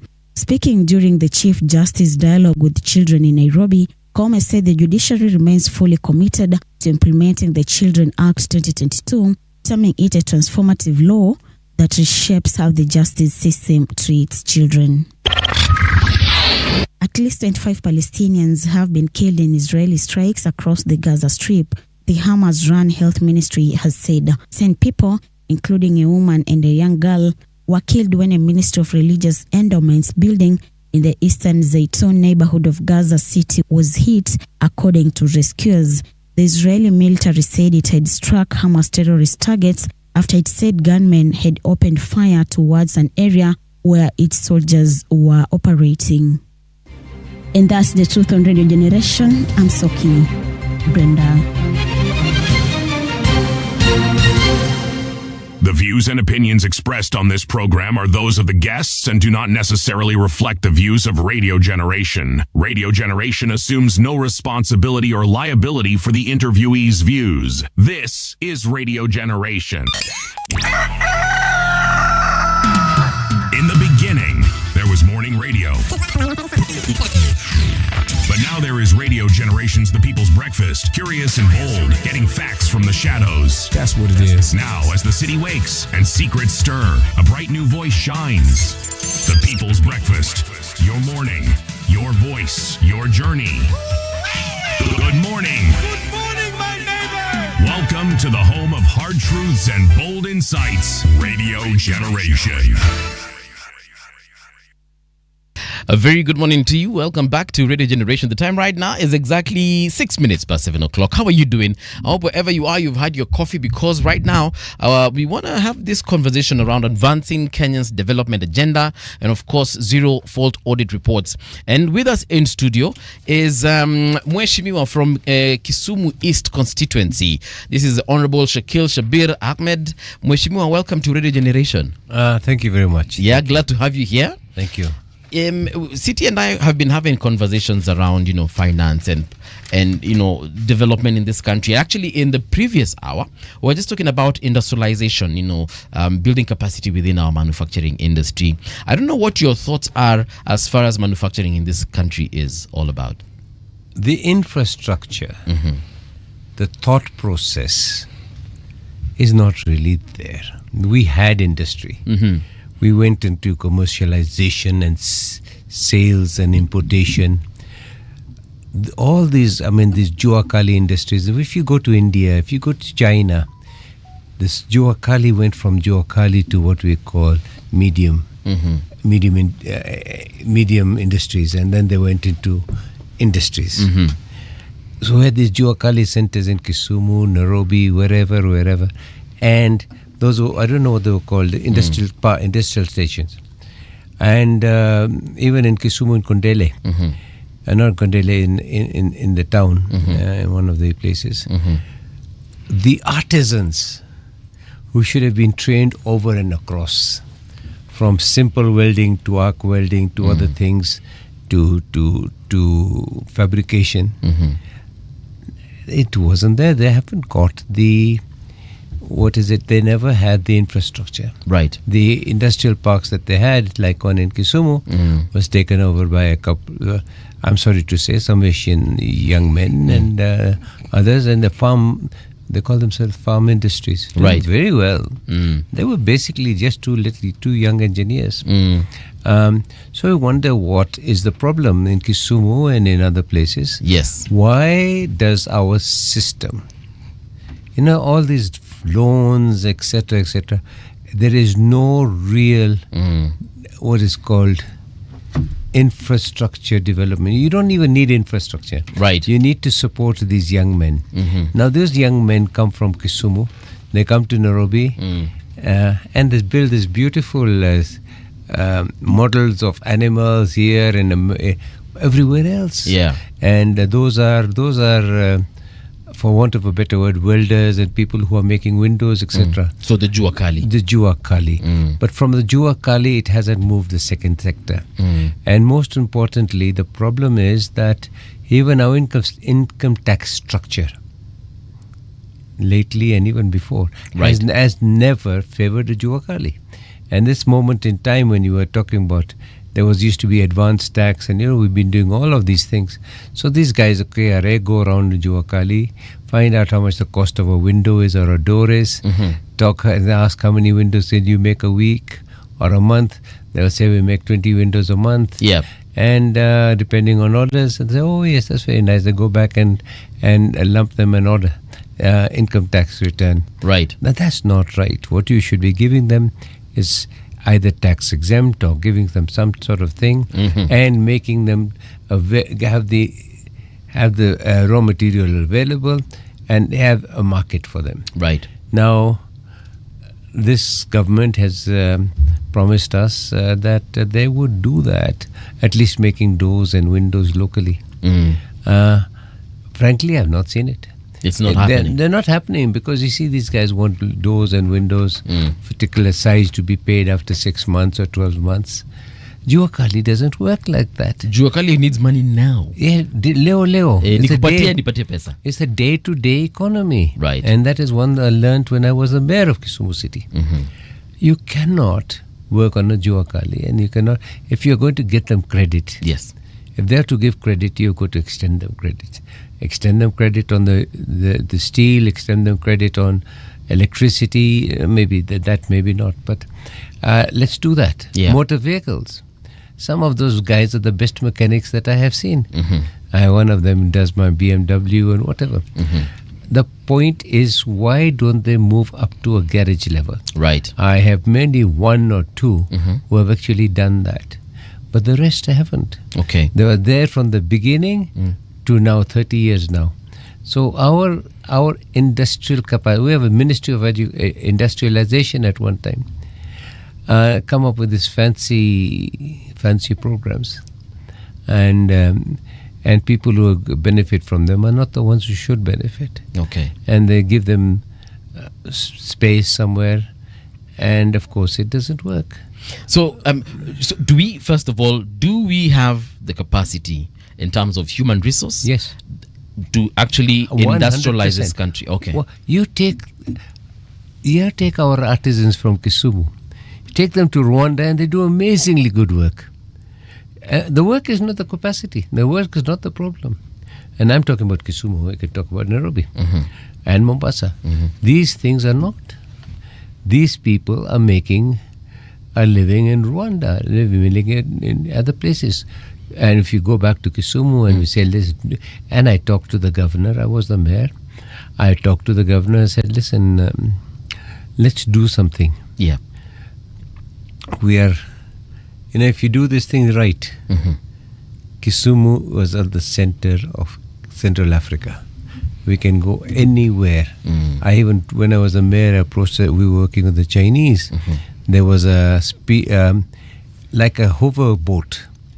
Where I saw it in the Arctics, and they go over the snow, and it's like a car, maybe like a matatu with an engine, and it just goes about 3 feet or 2 feet above, or even 1 foot above the water. Yeah. And it can do Nairobi, Kisumu to Mwanza in 2 hours or 3 hours. This is now across the ocean, the lake. Sorry. Yes, and it can be done. Why are we not doing this? I mean, they used to be round the lake when you were a young man. Yes, so we are putting in pipelines which are dedicated to monopolized. So the point of industrialization is all our industries are going from here. A, power is too high. B, taxes. Yes. Now we are importing. We've become an import nation. Yeah. Even toothpicks are coming from China. We can make toothpicks here. Imagine that. And I play golf, and I was looking at those little teas, and these guys, they can, whittle, when they would use a knife and do this. We don't even need a machine, but even if we did get a machine, we can make special wood teas. The point is that we are stuck, and we don't think forward. And there is no capacity. So the World Bank, USAID will bring you money. And they say we're giving it out at a low interest rate, guaranteed, etc. The people who take them over are larger people in industry. Yeah. Why don't you have bakeries? Why don't we have small factories for sukari guru? What do you call it? Molasses. Yeah. In Kisumu. What the jaggeries? They're called jaggeries. Yes. Jaggery. Why don't we have that? Remember, we had them before the sugar factories came into being. No, but we can still have them. Yes, we can, because they actually do serve a very important purpose. When you go to a place like India or even Pakistan or other places, Philippines, they have these smaller industries for sugar. Okay. And why don't we have? Why can't we progress? I mean, I remember one time we had banned the production of jaggery and whatever. It has come back. We've allowed it back. There's a fishing industry which we have a problem with. There are so many other things we have. So industrialization, our policy, are good. Yes. Vision is good. Implementation is zero. So we know we have the people to do it, the human resource. So the human capital is definitely there. We know we have the expertise because we keep on graduating people from our universities and our technical colleges. Yes. And we know we have the capacity in terms of even the land area and the resources, the minerals are there. Yes. But what I understand from you now, you're saying we lack the visionary individuals in government to ensure that, first of all, we have the right policies and we have the right political goodwill to actually achieve this particular dream. Yes. Now let me just go back when it's called about minerals. Right. Where was it I heard that I think it was Mitiangi and his thoughts and whatever. When he was CS? Yes. No. Now that he's been a born again. All right. That there should be, because I was in Ghana. Okay. At one time, just not too long ago, 2 weeks ago, a week and a half or 2 weeks ago. Incidentally, Kenya is 121 on the corruption list. Ghana is 56. 121 out of? Out of 170 or something, under 45 or something, not very much. So we have some 30 more so to get to the top. No. You see, Ghana is 56. Yes. So they're doing badly. They're doing much better as you But go we upward. we have 121. We are number. I'm being You're being facetious. facetious. So we are doing better at corruption. So I wonder, when you go to Ghana, the same people, same everything else. What is the problem? Now, when I was talking to them, there is a move. 85 or 90% of the cocoa of Ghana is exported and brought back as chocolate. Now they're saying, hold on a second, we don't want to do that. We've been doing that with the tea here. We said we want value added here. Yeah. Now, when I was in Ghana, I see the wamama, I don't know what they call the mummies or nannies or nanas. They're going around with the chocolate bars that they have made at home. It's not very difficult to make chocolate from cocoa. Chocolate bars. And they are sugar-free. Some 85 and 95% pure Ghanaian chocolate. And it's a very rough state. Yes. It's not packed or anything. It's in a very rough state. But it tastes like the chocolate that you would Of buy. course it is. It's bitter. But for guys like us, it's good. and you can put sugar in it, and they go around with it. You see, like you are selling maize or whatever. Or selling right. boiled peanuts. That's right. Yes. So that is one. Okay. I was also amazed to see mango plantations, hundreds and hundreds of acres. We allow this mango tree just to be born somewhere, and we don't look after it. Then gold. It was the Gold Coast, remember? Yes. It was the Gold Coast. 80% or plus of the gold, 90% is mined by foreigners. It still is. When I went there, I was surprised. I saw lots of Chinese and lots of Indians coming in. What are they doing? Well, the Indians, we are doing gold, and we're mining gold. Now the gold, the Ghana is now trying to control that. Like the neighbor Tore, he has tried to control that. So what can we do when you're now talking about this in Kakamega? Right. Is that false information? Is it true? But if it is true, we find those people in the dirt. Going back to maybe 200 years ago, like when there were gold miners. Yeah. Now, if that is the case, why don't we quickly move to regularize some of those, give them mining licenses, Okay. and work with the gold industry, and they say, listen, that's what we can do. Jemimah, before you even got into politics, Yes, you were a businessman.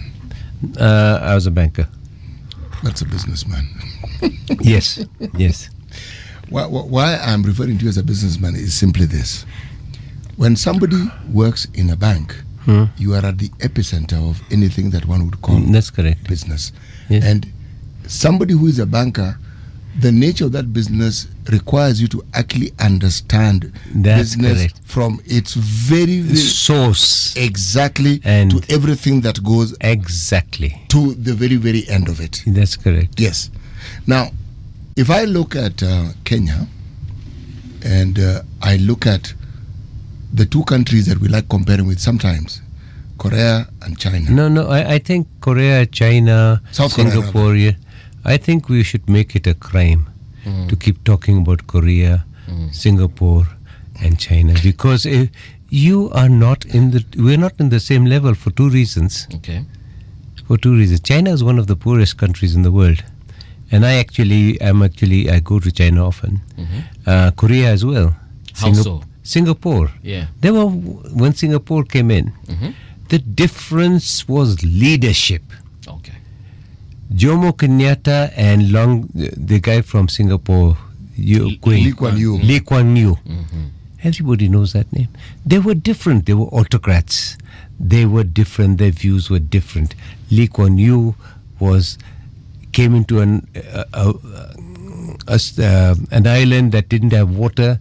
They were thrown out of Malaysia, and they had nothing. So he went and started. His passion was his country.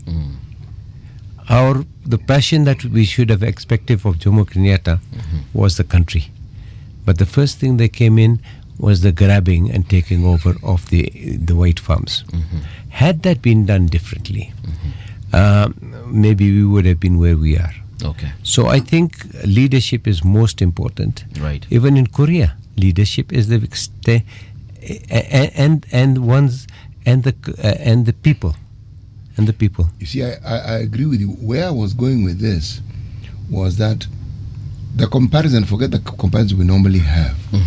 I was going back to what you had mentioned about industry, how they are able to start move from what they call their juakali to grow it to the point where it's a world-class industry. Yeah, India is the same. Yes. There is a Japanese economist who in the 1930s, a gentleman called Kaname Akamatsu. Yes. He had what they call the flying geese principle. That's right. Yes. Yes. That's now, right.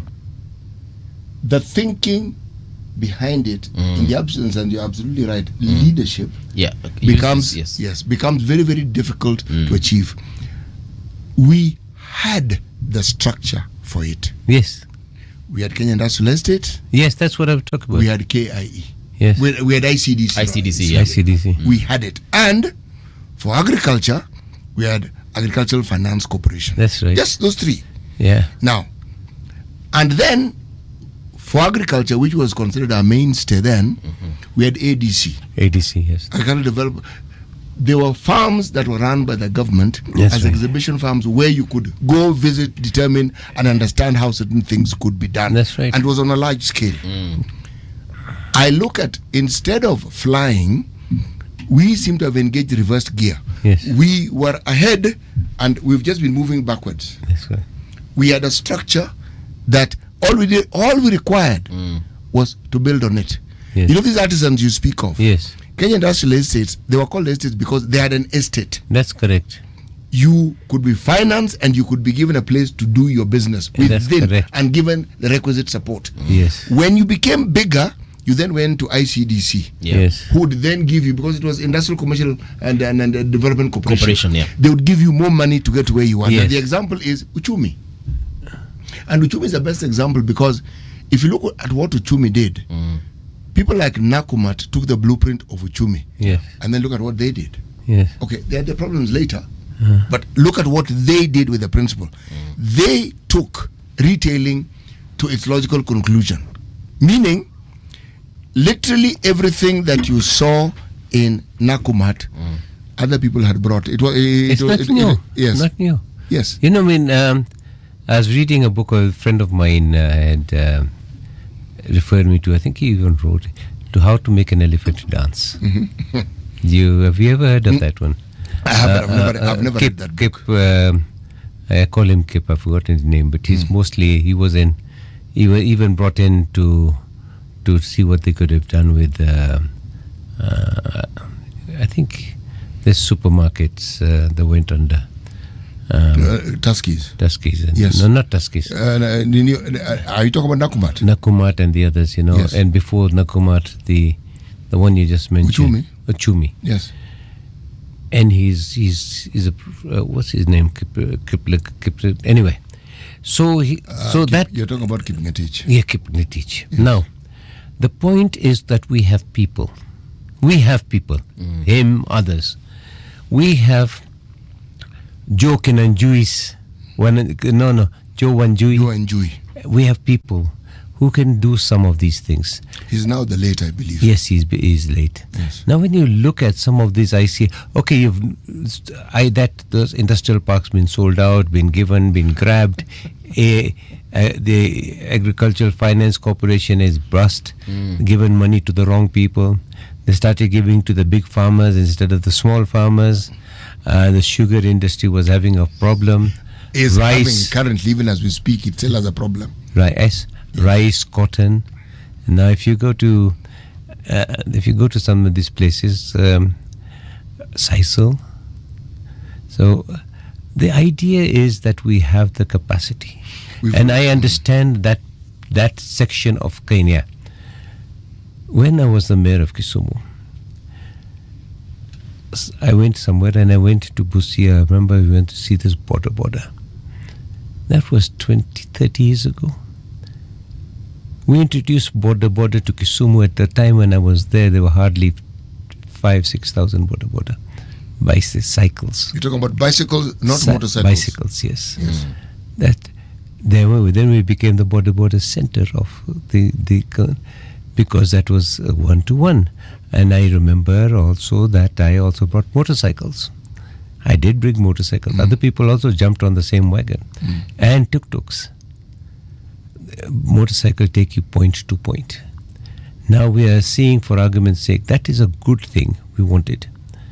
But the loan sharks caught onto it. If you go and see Mogo and whatever, those guys, they've got maybe 1,000 more motorcycles. So you see, the situation with us, let's talk about the Luo and Kisumu attitude. Ni kuenda pole pole. But when the same Luo gentleman or lady goes to Rwanda, he works like hell. He makes a good living. So, I mean, now, for argument's sake, you're talking to me about industrialization and whatever, and enterprise.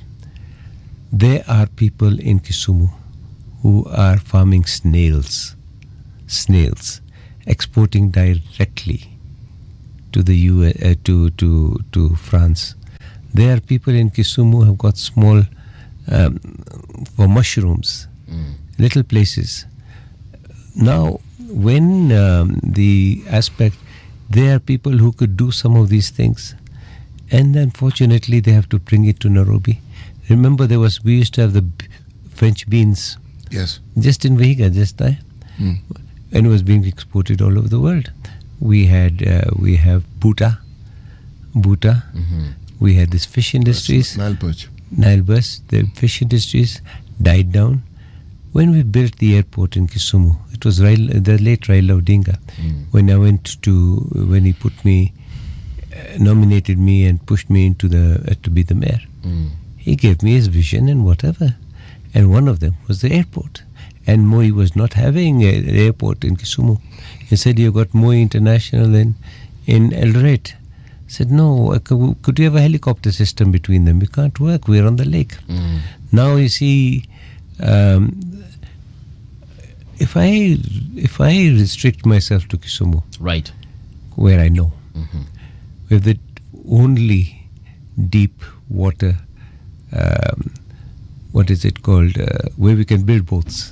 We build, and I know the Navy came in and Uhuru Kenyatta, the president, came in. I've done the wrong thing in the wrong way. If you want to hold you, do it this way. Don't go the other way. And then you should have been able to crystallize on what we had. Now, when we are looking at these estates that are being built in Kisumu, like Makasembo, I can see no reason why we have to bring windows from Nairobi, made by companies who are bigger, mostly Asian-based, because they're doing a good job. But we can do the same job in Kisumu. The guy does not have the financing. Now you're going to, so those are issues like you want to talk about. So when we're talking about industrialization now, all our industries are going to southern Sudan, they've gone elsewhere, they've gone to Ethiopia. Now we have to rethink. We need a reset. Like your computer when you have a problem. Yes. Reset yourself. What does one need to do to have this reset? Because, again, it looks like Kisumu was in one place, and over time it has regressed. Yes. How does one reset? Because I would have assumed that with the county government and the funding that a county government gets, we would be in a position to actually begin a reset. city and Mbuvi. Yeah. It's easy to talk about, but when one has been there, I cannot figure it out. I was in the Constitutional Review Committee for a long time. Right. I was the mayor of Kisumu. At one Kisumu municipality or city was 1/5 or less of what the Kisumu county is. We were only the Kisumu city, only the Kisumu municipality. Okay. We were, and it's there on record, I don't have to tell him, we were earning 1 million shillings a day. A day was our income. 1 million shillings a day. And which year was this? The year 2000. A day. 1 million a day. When I came as in, a municipality. as the city council, yes, at the municipality. And the year 2000 is when you became mayor. That's correct. So you turned around things and you started making. Yes, because you see, when I came into Kisumu, Raila had put me there and told me that this is what we need to do and whatever. I walked in, President Moi came in, a week after I'd been made a mayor, and it was a Kisumu show. And we had a bill of 28 million in power. So when I went to State House to see Moi and tell you, oh, Kijana, and we've known each other from some time, but he knew my mother. Kijana, what's happening, this and that? I said, well, two things. This place is a bit of a mess. Yeah? And then the moment you leave, they're going to cut off our power. We'll not be able to pump water. Yes. And other things will fall in. And he said, but you have, and Uhuru Kenyatta was the Minister of Local Government. Right. So, but you have some latif. I said, yes, the moment it comes in, I don't know, it disappears too. At one time, I was the mayor and the treasurer and the town clerk in one. We had kicked everybody out. So when we talked about this, he called Titus Nyakuni and he said, listen, don't disconnect. Titus said, but we have to run. How are we going to do this? He called Uhuru Kenyatta and said, listen, when are they due the latif or whatever you call it? And they said, well, in another month or two. And they said to me, Sheikh, what do you think? I said, there's a banker, 28 million. Yeah? We'll pay it in 6 months. Or, then he says, no, I think you can do it in less. I said, no, 6 months. I said, okay. Then we agreed. Uhuru Kenyatta told Uhuru Kenyatta, when you're doing the latif, write a check straight for 12 million to Power and Lighting. On behalf of Kisumu. Yeah. And I went there and picked up the check and took it to Titus Nyakuni, only to get back to the city council or municipal council to be given hell. You've taken our money, I did this and that. But we turned it round. Yeah. There are simple things, the car parking. They were going around on car parking and we had 30 guys and they were coming home with 12,000 to 15,000 shillings a day. And I sat down with them, it cost you 30 plus. Why don't we just give them free parking? And there were these 30 guys and they said, look, the problem is we don't get paid in this and that, and let's sort them down.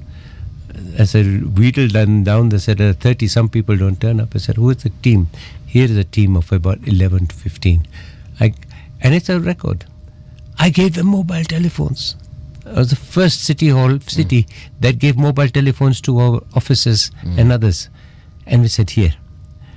Now, if you come to 30, we'll give you 10% of it. If you go to 180, we'll give you 10% more. So the more you'll get 10%. And we are going to give it to you out of the money. We're not going to put it in there and you take it out. No. So you are stealing it already. Yes. So let us give it to you officially. Yeah. And we were making 100,000 shillings. By the time I left, 100,000 just in parking.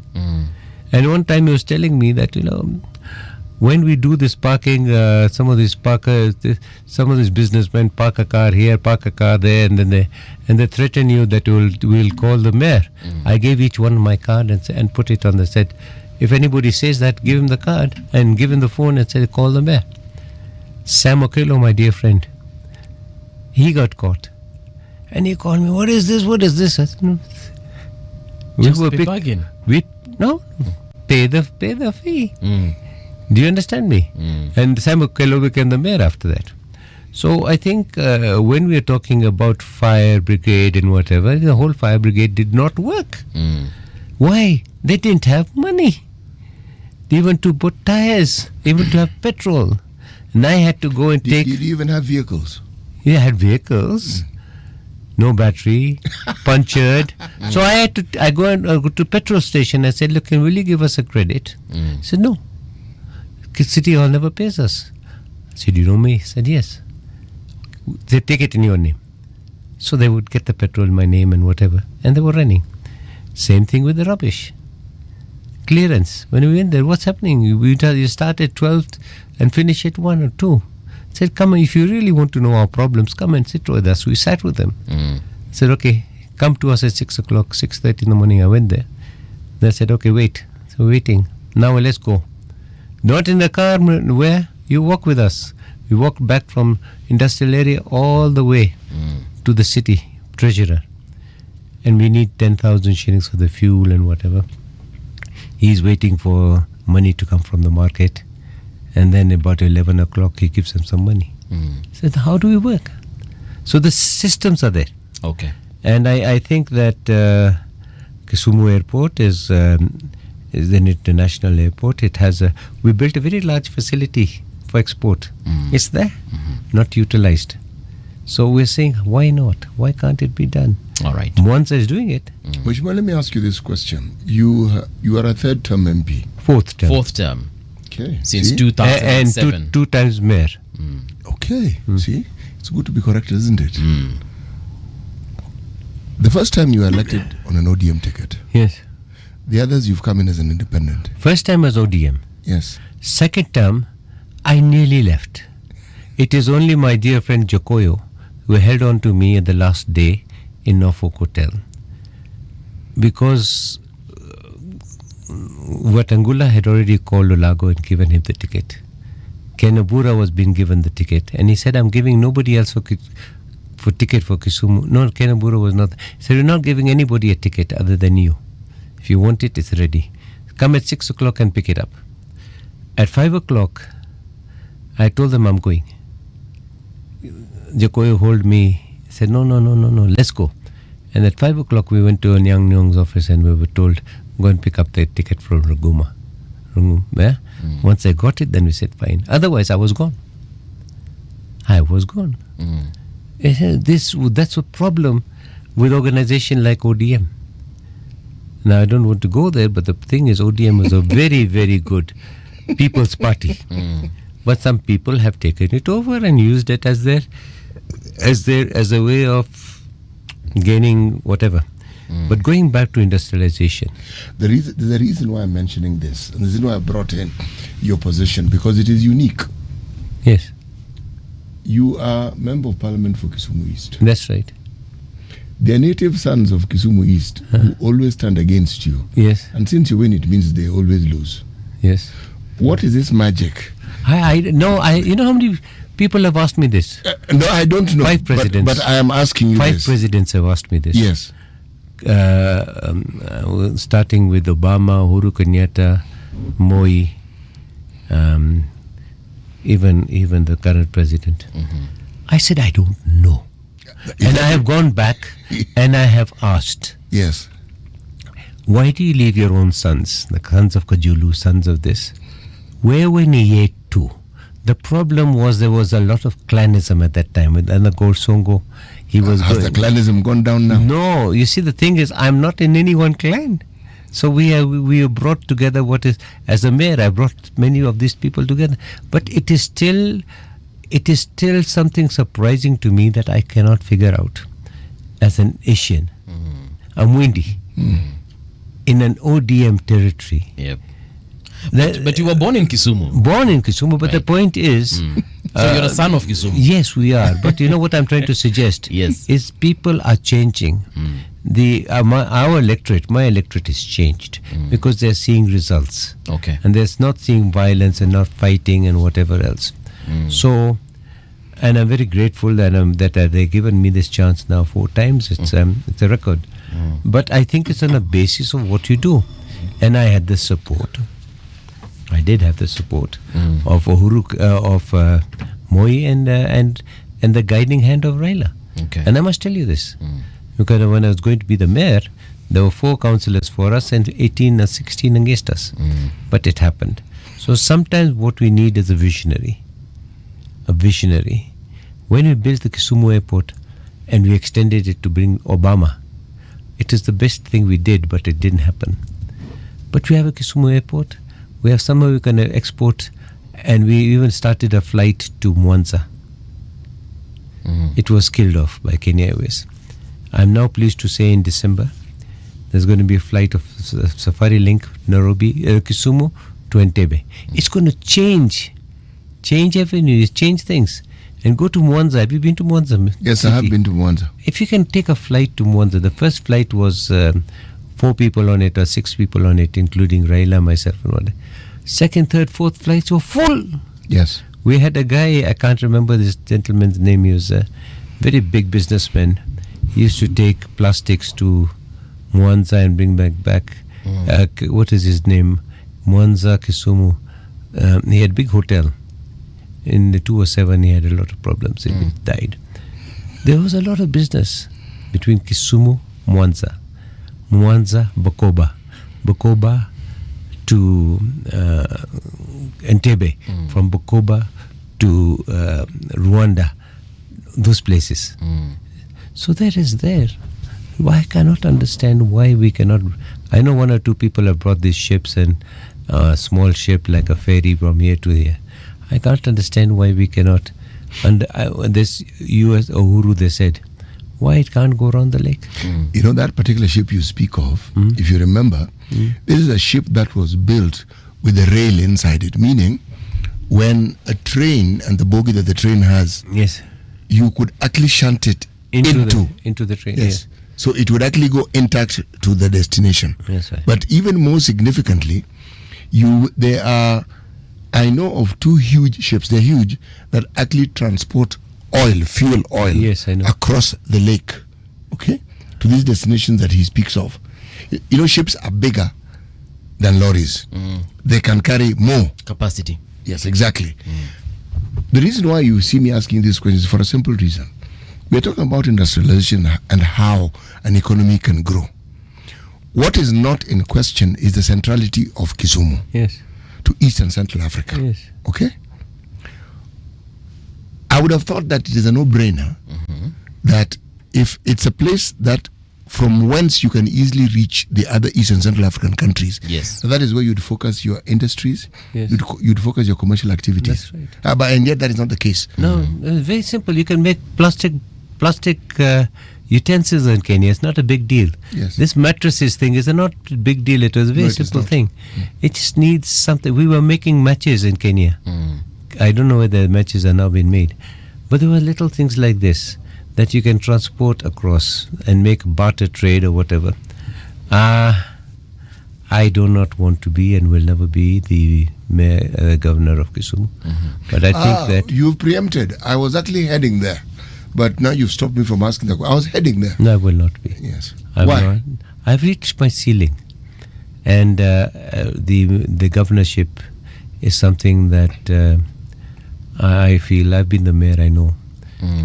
You are going to be, like I was reading on the news the other day.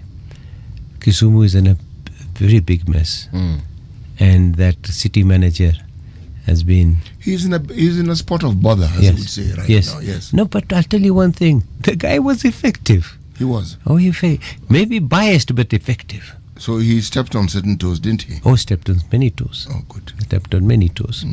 And so I think what we need as Kenya is to build. We started to put together cars. Other countries that were assembling cars 25, 30 years ago are now making cars. You know what we've gone? We're buying motorcycles. I know for a fact that we build motorcycles in Kenya. All we need is the engine. Yeah. The body can be built. The handlebars can be built. The rubber can be made. Those things. It's just as simple issues. Yeah. This tuk-tuk, this big motorized, what is it called?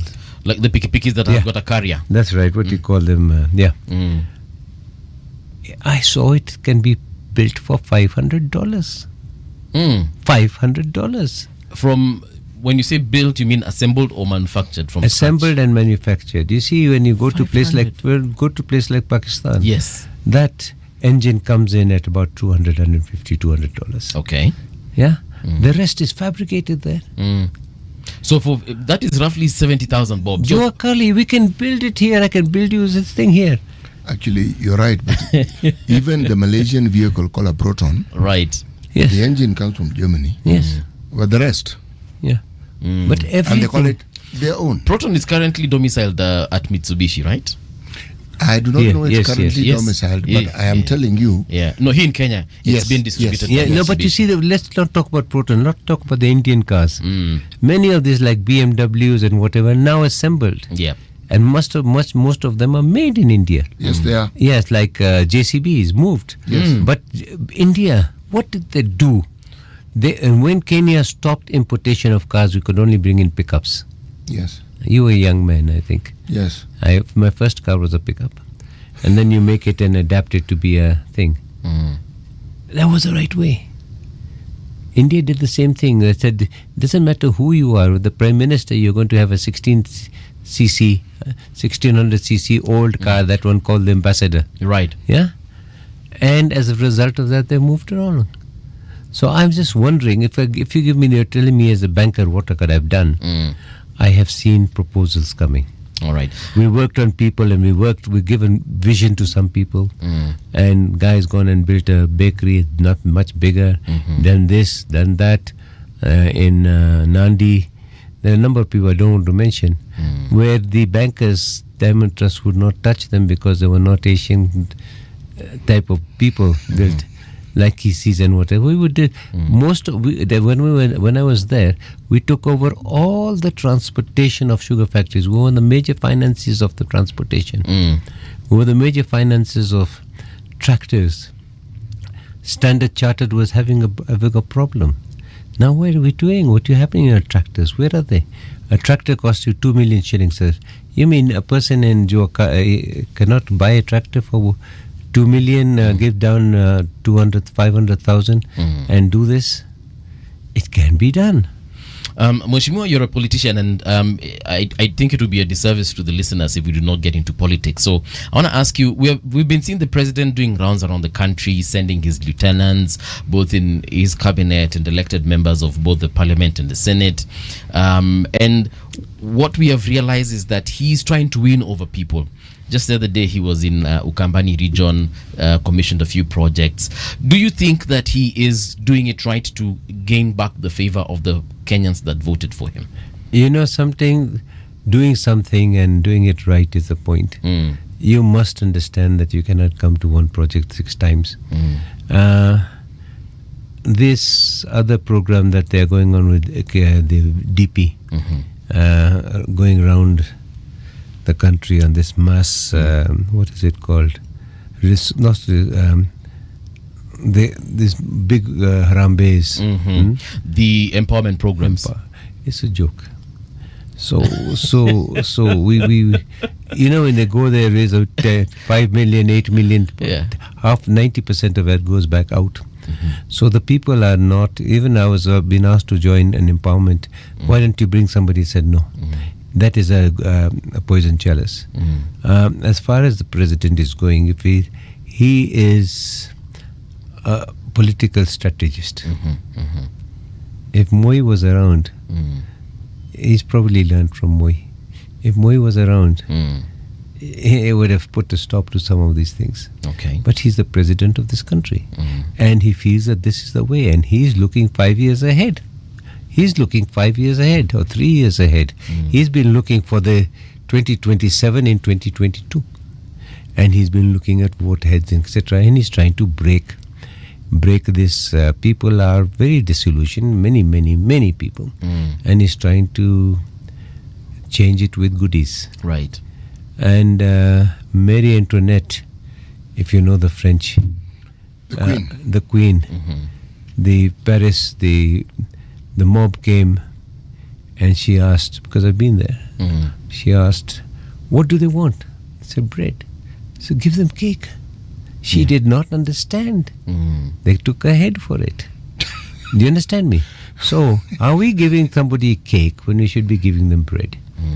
If you are going to a particular place, you know, it costs 100 million. Yes. A day on these trips. 100 million a day. Yeah. And I think President Kibaki did not go like that much, you know. So I don't know. He's a president. Yeah. He has his vision. I am a small MP. We try and understand. I'm independent. I have been to talk to him. He has called me. But he is, even Caesar was a great man. Yeah. So I think he has a good vision. Yes. But the wrong implementation. Yeah. You cannot have a short-term solution to a long-term problem. Yeah, by saying this and that, long-term housing, etc., etc. Yes, we need housing, but when you build it and whatever on land which is questionable, then you are now selling it at 5 or 6 million. Who's going to be able to take it? Yeah. Nobody. So when you go to China, and I go back to China at CT if you do, they built these huge scrapers for flats. I have been to China. You've been? I have been to Malaysia. Yes. I have been to Singapore. Very good. And you've been So- to China itself. Yes, so I know exactly what you're saying. So built the big flats Yes. because they wanted to bring them from the rural so that they can have bigger farms and there's smaller farms. It didn't work. Some of those multi-scape, of course, they also gave them financing, so it became like a capitalist thing. Incentives. Yes. Yeah. And then they built this huge thing. They're now coming to build them here. Did not work. Yeah. One of them, or two of them, I know one because I was going to visit it. I did not go because I said I'll send somebody else. A 20-story used for farming of pigs. You start at the top story, or 15 stories. That's where the pig is born, and goes down. Automated, everything automated, up to the time of butchering and packing. All in this one thing. So they've reused that concept. Yeah. We don't know where we're going. We at independence, education, health, Employment. housing, employment, land. And these are still our discussions now. Land. And okay. 60 years Now plus. what are we doing? Mheshimiwa, there's a question we must ask. ODM and you. Where do you see ODM going? You know, I know you're avoiding it. No, I'm not avoiding it. But Let me I'm tell you one asking thing. I was a founder of ODM. Mm. Founder member. Mm. I was with LDP, NDP, and then we went to, when they came to Kisumu with Kibaki and whatever, when somebody says that they mooted the idea of ODM in a hotel, it was not so. Maybe it was. I wasn't there. But it was mooted in my presence. Whereas you are sitting here by Raila Odinga. Why can't we take advantage of this thing? And Najib Balala, honorable, says, I like to announce it. Go ahead. That is ODM. ODM came out of demonstration, came out of opposition, came out of the fact that we were in the streets, came out of a reason.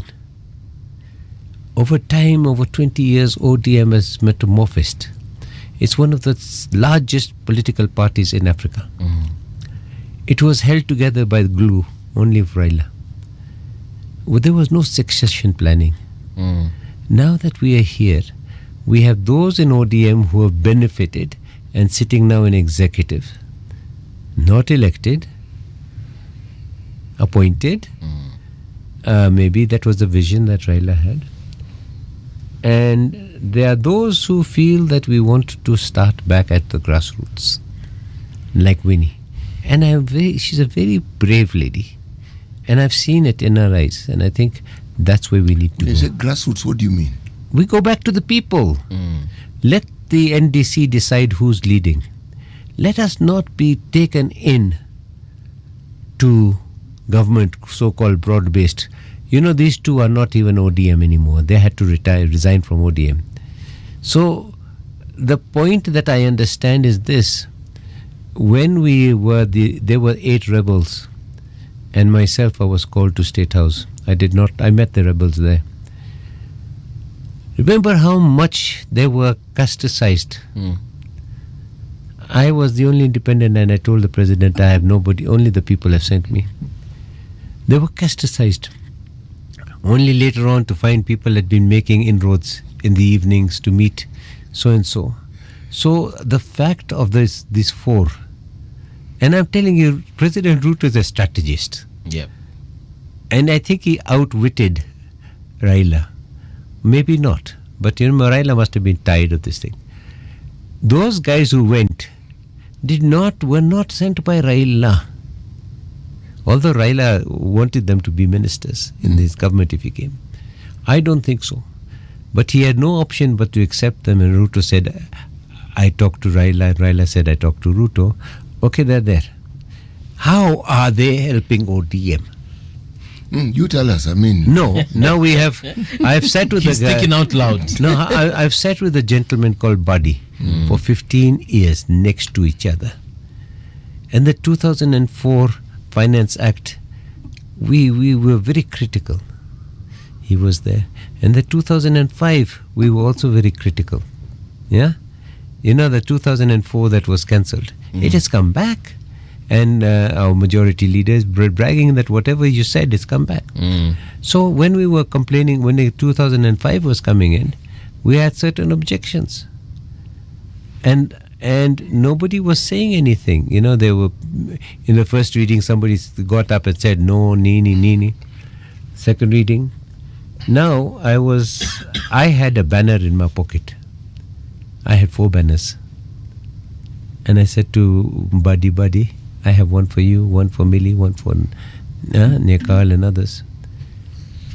They said, no. You're a very senior MP. What do? We will be thrown out, and also we have a future to think about. We have a future to think about. Yeah. Not the people to think about. So they're there. If he's doing a great job, I'm very, very happy. He's a very professional fellow. So as the others. Yeah? But President Ruto thought ahead. The implosion that ODM did with Raila had on Kanu is now the implosion that's happening to us. Now, when I was in Mombasa, when at the funeral, Winnie said to President in a speech, I want to come back home. Now, I expected immediately, they talked about reshuffling, whatever. He should have moved fast. Or maybe he was waiting for this thing to come. Should have put Winnie immediately into if I was the president. I'm not saying that is good for ODM. Winnie should have been in cabinet. Stabilizer, neutralizer. Yes? And Junior would have gone to Yala because he's got other things to do right now. And then we would have some people. But we needed ODM people. What we have right now are those yes men, because they're just looking after themselves, and they're thinking. And I'm saying to you that ODM must survive. And for me, I'm not ODM, but I was born in ODM. I was probably kicked out, but still, I'm still there. I really feel for ODM. You still have your membership? No, I can't be a member and be independent. No, I retired. You choose one. Well, you're either independent or you're a member of the party. I resigned. He said he was kicked out. Yes. Well, as I said, somebody... Let's say he had differences with certain people. Yes, in Kisumu East. So what I'm trying to suggest is that that these things should happen. I would, if I was Ruto, and I think he's very sharp. He should not allow ODM to fall. Okay. What we don't have is now leadership. The only leadership we have is a Buru. And a Buru is an old man, very experienced but an old guy. He is holding fort for a short while. We don't want it to go to extremists like Orengo and others. And Sifuna has different ideas, and I think those are good. Raila used to tell us, I may not agree with you, but I will allow you to speak. So those are good for us. Only thing, it should not allow this to break. When Mombasa guys are saying, now without Baba we are going to have a problem and whatever. So I see that Mombasa people want to be their own. Actually, is it Mombasa people or is it individuals who are speaking? Exactly.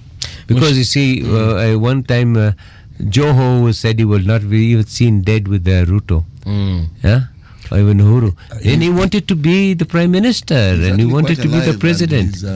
He's not dead yet. Very alive. Yes. We have about a minute. Yes. I need to ask you, today the President is addressing the nation, state of the nation. That's right. In Parliament. Yes. What do you think? What do you make of that address, and what do you think perhaps we will expect to hear from him? I don't know what we have been going to be told. I would like to see some real result. Okay. Something.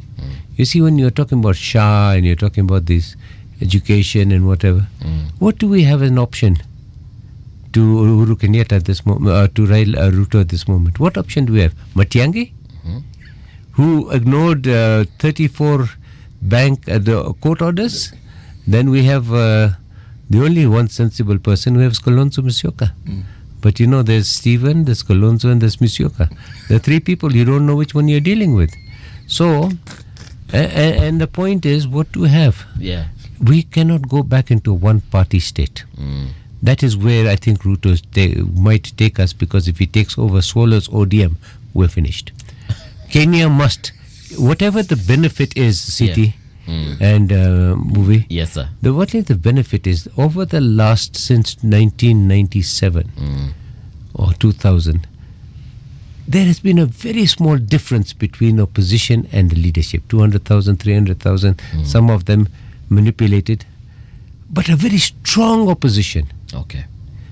Somebody has 8 million votes versus 8 million votes, so that other person is in the way. If you go back to this one-party state type of thing with Moi and whatever, we are totally lost, like Tanzania. Thank you so much, Mheshimiwa, for making time and having this conversation with us. Unfortunately, we've come to the end of the show. I just hope we would have continued a little bit longer, but nonetheless, it doesn't mean that we cannot invite Mheshimiwa again. So, Mheshimiwa, feel free to walk in anytime. Yes. This gentleman, we go back a long way. Okay. That is Honorable Shakil Shabir Ahmed. He's the MP for Kisumu East constituency. We're taking a short break, but as usual, we will be right back.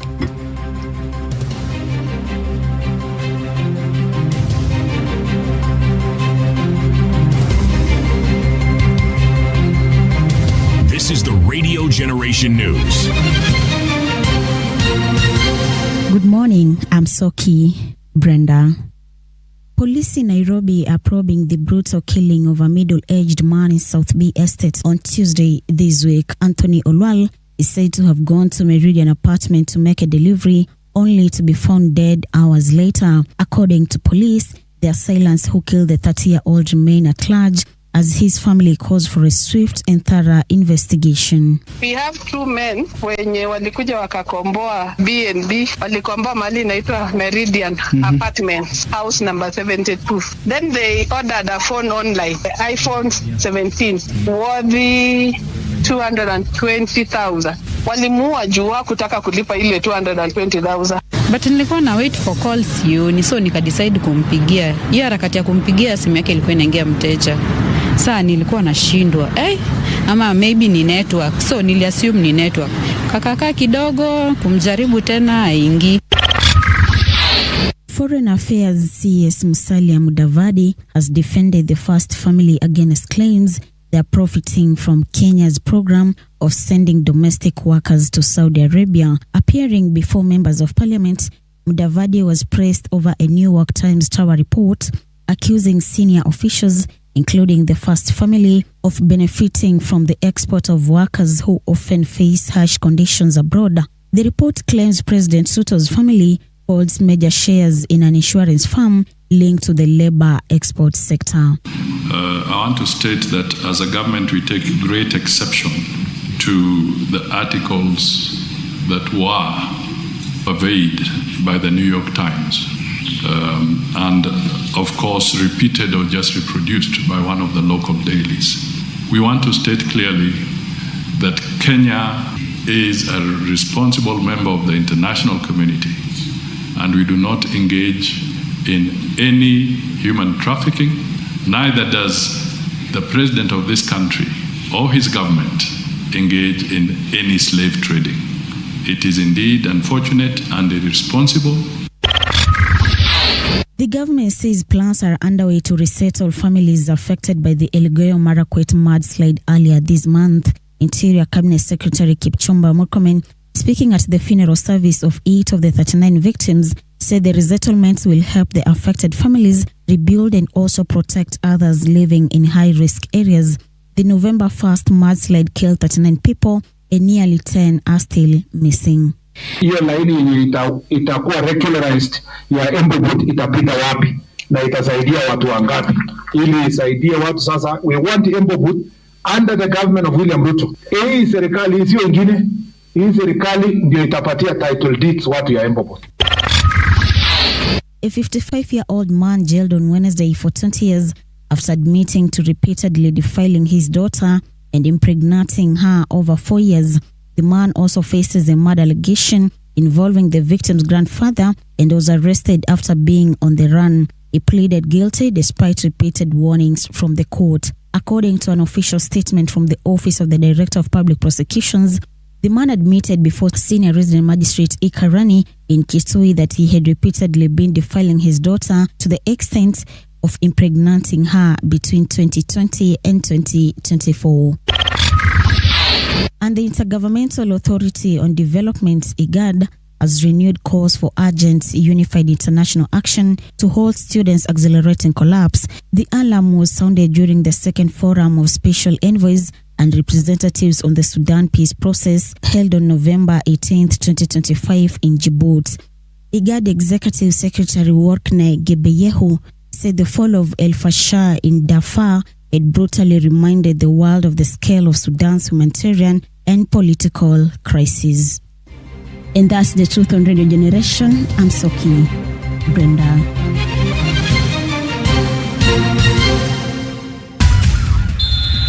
Sports on Radio Generation. Good morning, I'm Samuel Otieno.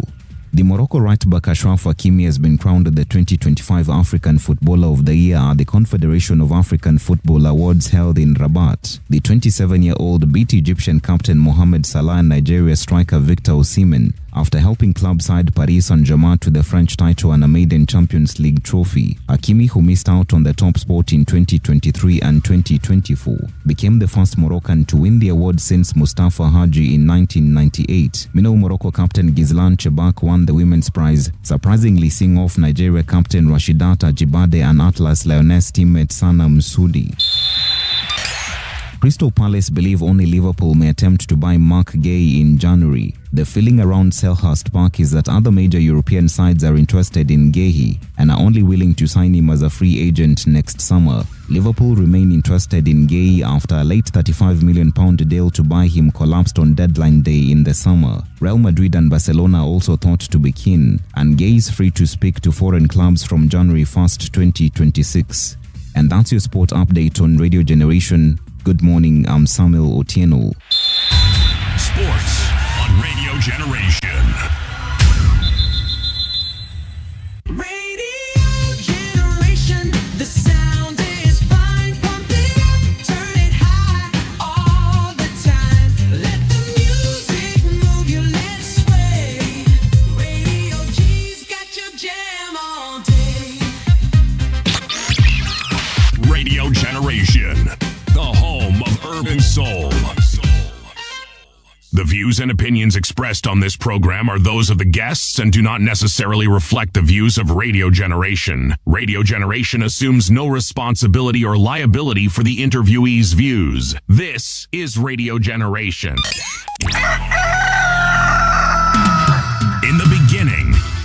morning radio. But now there is Radio Generation's The People's Breakfast, curious and bold, getting facts from the shadows. That's what it is. Now, as the city wakes and secrets stir, a bright new voice shines. The People's Breakfast. Your morning, your voice, your journey. Good morning. Good morning, my neighbor. Welcome to the home of hard truths and bold insights, Radio Generation. Welcome back. This is Radio Generation. How are you doing? A very good morning to you. If you're joining us for the first time, well, welcome. We absolutely love visitors. You can find us across all social media spaces, rather. That is on Radio Gen KE, on TikTok, on LinkedIn, on YouTube, on Facebook, on our WhatsApp channel as well, on Instagram. Kindly feel free on X as well. Join us, retweet, talk to us. We shall definitely interact. Speaking of which, hapa kuna watu walitusalimia kutoka hapo awali na nikasahau kuwagotea, but I shall be doing that in a short while. So John Mutua, good morning. How are you doing? You're saying good morning my lovely TV. Doha niko tuned kabisa. Wewe Mbuvi usisahau Qatar. Mutua ako kama senior chef, of course yuko. Thank you so much. Then we have Ricardo Mareira. How are you doing sir? You're saying good morning kings and queens. Kamba people are beautiful. Nimeoa kutoka huko Kitengela, iko locked in. Well Ricardo, karibu sana huko this side of life. It's actually very sweet. We also have Nyaboke. How are you doing? Ayenda Derek, good morning. Chungu Mutisia, good morning. My take as well. Karibu tena sana.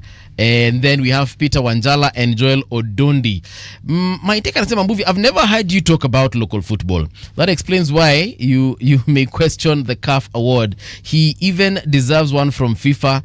Call FKF president to explain. I follow local football closely. Well, my take, thank you so much for that particular update. Na nitafuatilia. Wacha nisijifanye gwiji na wacha nisiargue sana. I'll definitely follow on that and see how that happens. But before I introduce our guest in studio, I want to tell you the return of togetherness, from the soft hum of the oud to the aroma of spiced tea in the evening air. A celebration is rising. Now there's a festival, guys, coming up, and it's going to be all about color, laughter, and belonging. Basically, it's going to be taking place from the 28th to 30th of November in 2025 at Two Rivers Mall, which will transform into a canvas of Somali pride. I'm talking about the Somali Cultural and Arts Festival, which, by the way, this is another edition. They have been there severally, and I'll be letting you know about their history. And this is about uniting hearts through food, rhythm, and heritage. You know, you will walk through the stalls alive with creativity and see what exactly the Somali culture is all about. So do stand by for that and much more. Right now, though, allow me to introduce our guest in studio. Like I said, tunaletea watu wazito, watu wa nguvu, watu ambao wanatusaidia kupeleka nchi mbele. And today's guest is none other than the spokesperson and head of secretariat at the United Opposition. I'm talking about none other than Honorable Dr. Mukisa Kitui. Mheshimiwa, welcome to Radio Generation. It is such a pleasure to have you here with us. Thank you very much and good morning. Good morning to you too. Yeah, let's get straight into it. Let's talk about the United Opposition.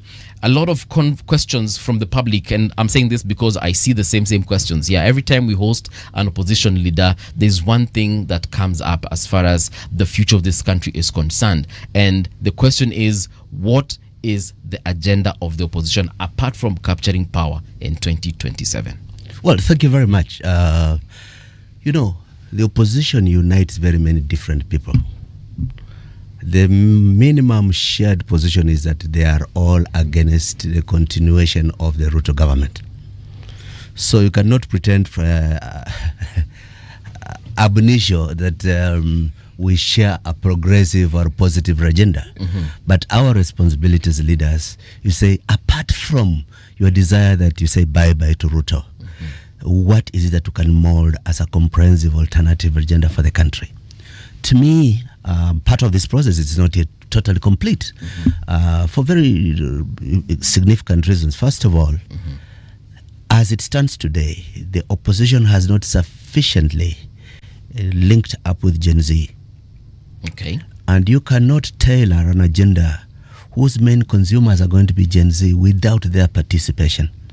So while we lay the foundations about macroeconomic policy, governance, war against corruption, killing totally irrelevant and expensive white elephants like affordable housing, remodeling and rationalizing the education system, while we're doing those basics, we are also locking steps of how can we expand our base to be co-owned by Gen Zs and then listen to the agenda as part of our front agenda.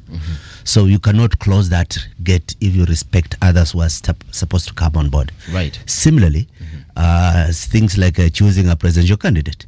You cannot pretend that you choose a presidential candidate when there are some credible options as presidential candidates out there. We're also waiting for you. Sort out some things. Show seriousness that you are that the different moving parts are in sync, and then we get on board. You want to give them an opportunity to be part of that process. So those are some of the issues. But I think fundamentally, I've served in government before as a minister, and I've known what government can do and where things can go wrong. And we're seeing a lot of what is going wrong today. So one of the most important things is return rationality to the management of public affairs. Stop the business of devaluing the office of president by insulting everybody who doesn't agree with you as being foolish, stupid. Who taught Ruto to know things better than us? Good question, which we shall get back to that. But you've spoken about killing off white elephants, such as the affordable housing. Yes. Affordable housing, that conversation didn't start with President Ruto. It's actually something that started earlier. And correct me if I'm wrong. Yeah. And it precedes even your time in government. Yeah. So when we say that we want to kill that off, what are we going to replace it with? Because it's a conversation that we replace it with a rationalized management of affordable housing provision, and that was already underway through a national housing scheme, which is not tax people collectively and reward a few selectively, as a Ruto's housing thing is. What Ruto has done to housing is what is done to health insurance. Okay. You, instead of improving on an existing program that has taken thought, experience, and a lot of time to mold, instead of improving on it, you throw it away and replace it with something very, very poorly thought out, very, very expensive, and very irrational. Okay. You go to a village in the countryside and start building high-rise things, and you call them affordable housing. Who is going to stay up there? It is driven by the desire to sell cement, to sell steel and doors, more than to avail affordable housing to people. Go to Ethiopia and see what they're doing about affordable housing. Okay. If you go to Turkana and you want to give people affordable housing, and you look at the rhythm of their lives, that during the rain season they go to higher ground, during the dry season they go to the plains. You speak about transhumance. How can we make decent living consistent with their lifestyle? You don't start thinking, how can we get Devki steel metals and Simba cement to arrive here and start building high-rise buildings? So this is the narrowness of a mentality that is warped. And that's one of the things that we're going to be, we are preparing to reverse. So reversing the mistakes of Ruto is an important but insufficient reason for forming government. But the other agenda includes best practice. I mean, there's a lot of intelligent, experienced, exposed Kenyans who have an idea about what government should be. Yes. And we have a responsibility that, just like in the professions we've shown the world that this country can produce, let in politics the best fit step forward. Right. Unfortunately, every time we have a conversation with the leaders in opposition, what you've said in the last 2 minutes doesn't come out clearly. Again, going back to what the citizenry are saying. It's my responsibility to help them make it clear. Going back to what the citizenry have been saying, and these are, potential voters. The word confusion always comes up. Again, you've answered the question of agenda, which is a very good thing. And it sounds really good on paper. But when it comes to implementing, and we've had successive governments saying the same thing, that they will do this from the time of President Kibaki. Then we had President Uhuru. Then now we have President Ruto. And every time they get onto the campaign trail, they say some very huge substantial words, but when it comes to implementing, it has always been a problem. And I'll pick President Uhuru, for example. At one point he did say there's massive corruption in this country and he has absolutely no idea how to deal with it. Of course, I'm paraphrasing here. Then now we have the current president telling us, give me time to deliver. I might be the messiah you've been looking for. How should we trust the opposition if they do capture power, and whoever captures tells us, give me time, or there's this thing going on on what do I do about it? Well, there are two sides to it. First of all, the inflation of promises is ridiculous. You remember Ruto was promising tutatenga, tumepanga. That nonsense, we must try to clean it out of our politics. That's the important thing. The most important lesson learned is let us have a positive agenda, but don't be tempted by promising heaven under very difficult circumstances. To be stabilizing both Kenya is a critical thing. We are sliding out of competitiveness. We're getting worse than we deserve to be. We have the capacity to do much better. So reversing that slide is a critical starting point. So to promise heaven when you have not sorted out the slide in a competitiveness of made in Kenya. Right. When you're losing ground even in regional markets, let alone international markets. When you are stalling in the qualitative returns on Kenyan labor. It's nonsense. So some of us saying, like, temper down the promises. But there's another thing that's important. You mentioned about President Uhuru saying, hey, I don't know what to do. Yeah, sometimes you can be overwhelmed by that office. But at least he was honest. His successor will pretend otherwise. He's overwhelmed, but he makes up for it by running around the country and building castles in the sky. Now, the most important thing for a nation to do in this kind of times is believe in systems more than individuals. How do I mean? One of the most important achievements of the Kibaki presidency was the creation and institutional recognition of a national economic and social council. Its most important thing is that we look at Agenda 2030. Okay. You look at blocks, building blocks for that. What are the programs and what are the projects in each program that lead towards achieving the goals set out in a 10-year program? Right. So the raison d'etre of public policy is aligning available resources, existing circumstances to define the goals. If you are walking about without a destination, you cannot get lost. And Ruto is walking around without a destination. So you just walk about. Okay. Like a chicken in the morning, you get out of the house, the sun has risen. You try to find where there's an important funeral, where there's a new church to be built. Or if there's nothing, you take some bulldozers to pretend to launch a new road. And at the end of the day, you come back, you say, I've worked. But if we can revive a National Economic and Social Council, as we work towards Agenda 2063, break it down into decades of committed action. An agenda that's inclusive, that is looking at the genuine conditions of Kenya, and it's depoliticized in the sense that it's not owned by any president or any political party. Then we can hold to account those who hold public office. How much they have approximated our collective shared agenda and vision. So to me, that is a firewall against the short-termism of political populists. So, Daktari, I will not give you the burden of holding brief for this government, but I would like us to be honest, at the very least, to the citizens of this country, because when we talk again to opposition politicians, they never seem to point out anything that the government has delivered on. And I believe to some level, the government has delivered something. Is it fair to say that this government has failed completely, or they have just not achieved what we probably expected them to have achieved in this time? But remind me of the unique things that Ruto has achieved. Well, like I said, I will not give any of us burden of holding a brief for the government, but you seem to be holding brief for them without saying exactly the achievements they have had. I think a major thing is that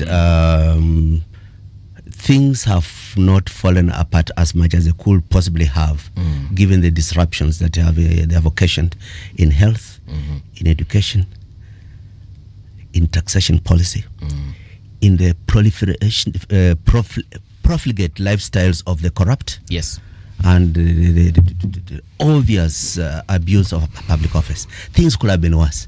So to a certain extent, they have not played out the dire consequences of their mismanagement. That's about as much credit as I can give them. Okay. All right, fair enough. When it comes to the whole point of holding the government to account, what is the current opposition? How can we score the opposition in terms of just holding the government to account and making sure that they are being honest with us? No, I think this is one of the weakest points of the last few years, not just now, almost a decade now, that The formal mainstream opposition is part of government. Okay. So even if it's parliamentary, the opposition is almost informalized. The crippling of opposition has been a major failing of Kenya's democratic experiment. In the 1990s, when Moi came back to power through winning 36% of the popular vote, from day one he had a minority government, and he desperately needed a coalition to be able to govern, to pass government business in parliament. So he approached Raila, whose NDP joined a coalition with government. It became a proper coalition, so that Raila and his NDP moved out of the opposition. Okay. But the rest of the opposition understood that in itself it was the only existing opposition in to government. That was all right. But then the more recent shifts, particularly the ODM support for Uhuru when he split with Ruto in last phase of his government, and the current arrangement, it does not show the opposition or part of the opposition properly moving out of opposition and being in government, and then the rest of the opposition consolidating itself as opposition. So you see, that's the ambiguity we have. What is the opposition in Kenya right now? It's factions of disaffected government party operatives and people outside parliament. So this is a major weakness, because the watchdog in the house is so feeble that, for example, it voted democratically in parliament to strip itself of the oversight role in the privatization of public institutions. Now, when you see members of parliament going to vote in majority that yes, we surrender the power of scrutiny to the executive, is a statement about how lowly it has gone. That's mainly because of an ambiguity of who is opposition. So that's one level. Okay. The other level is now the opposition outside government. You know, the opposition after the government can only state outrage about what government is doing, can point out alternative things that could be done, and can make promises that when we get into power, we'll change this. It will not be like this again. So that is the misfortune of the opposition outside government.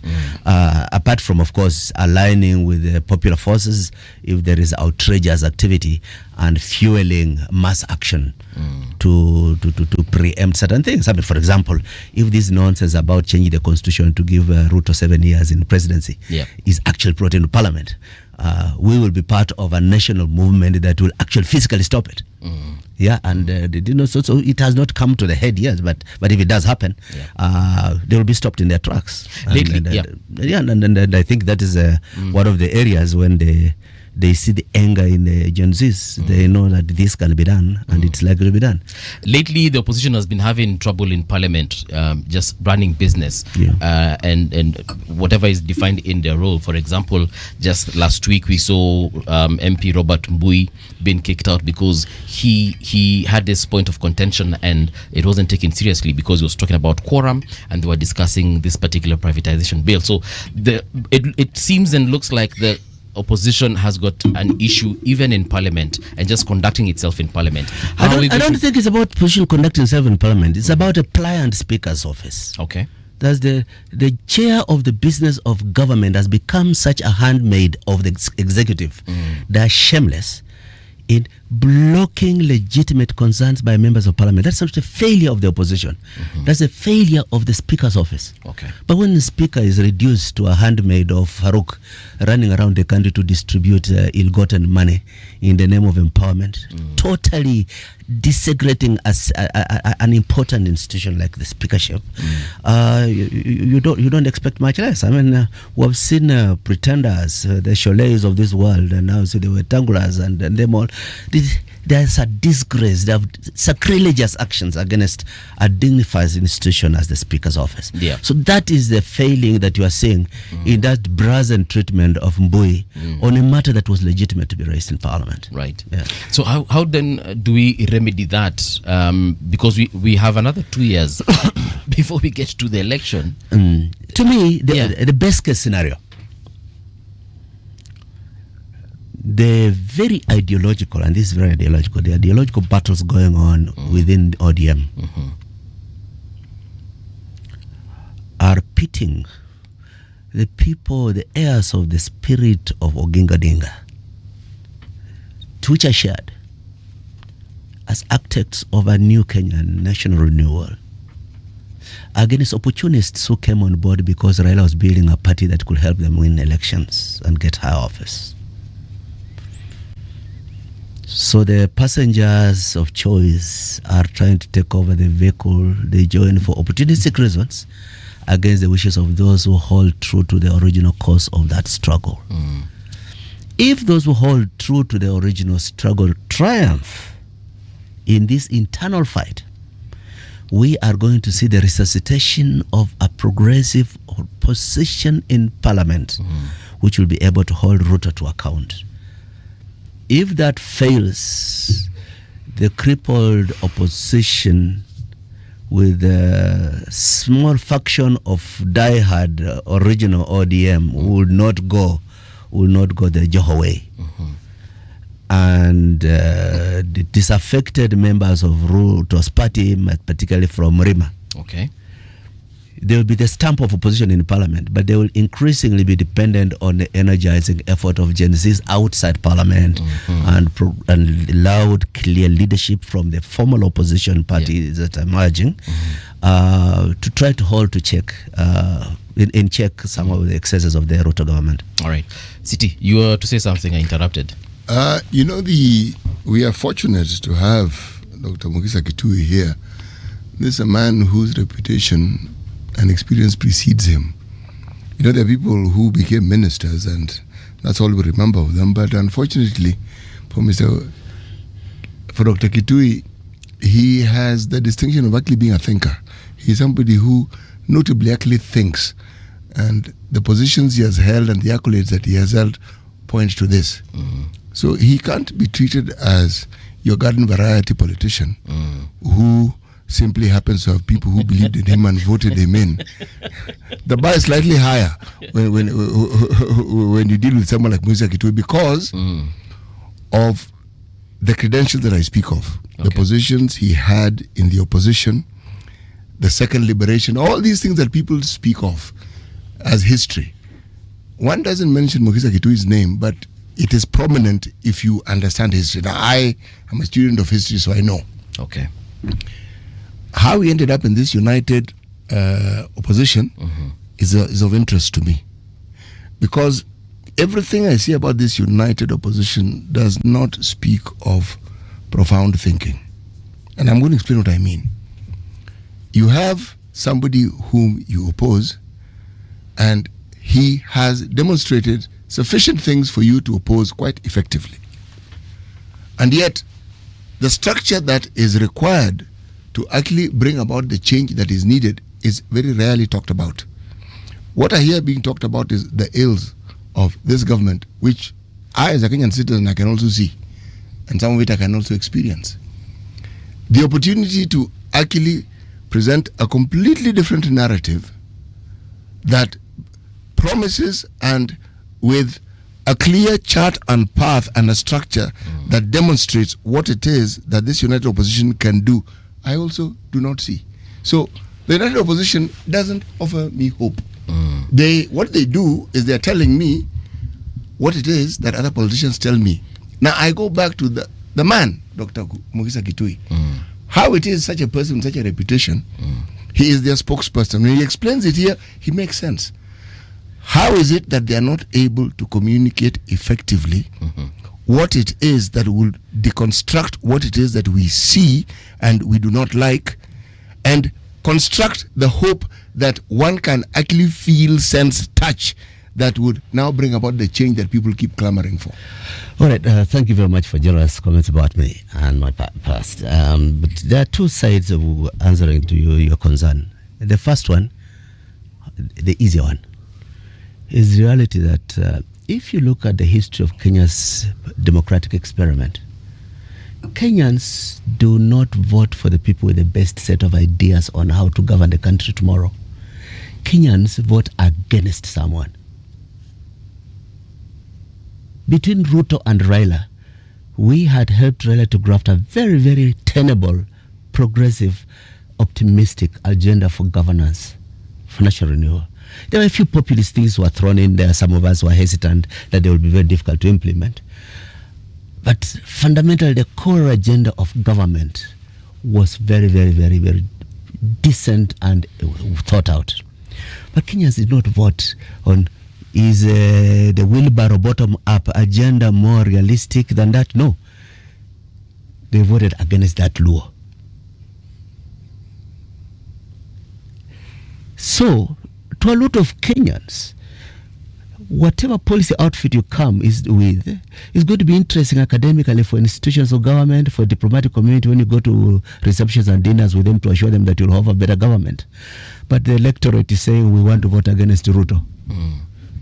So the mantra of Ruto must go one term actually reaches a lot of more people than if I gave you a comprehensive agenda about how we can build a shock absorbers to deal with 2032 when the most borrowing by Ruto has been kicked down the road and will be maturing.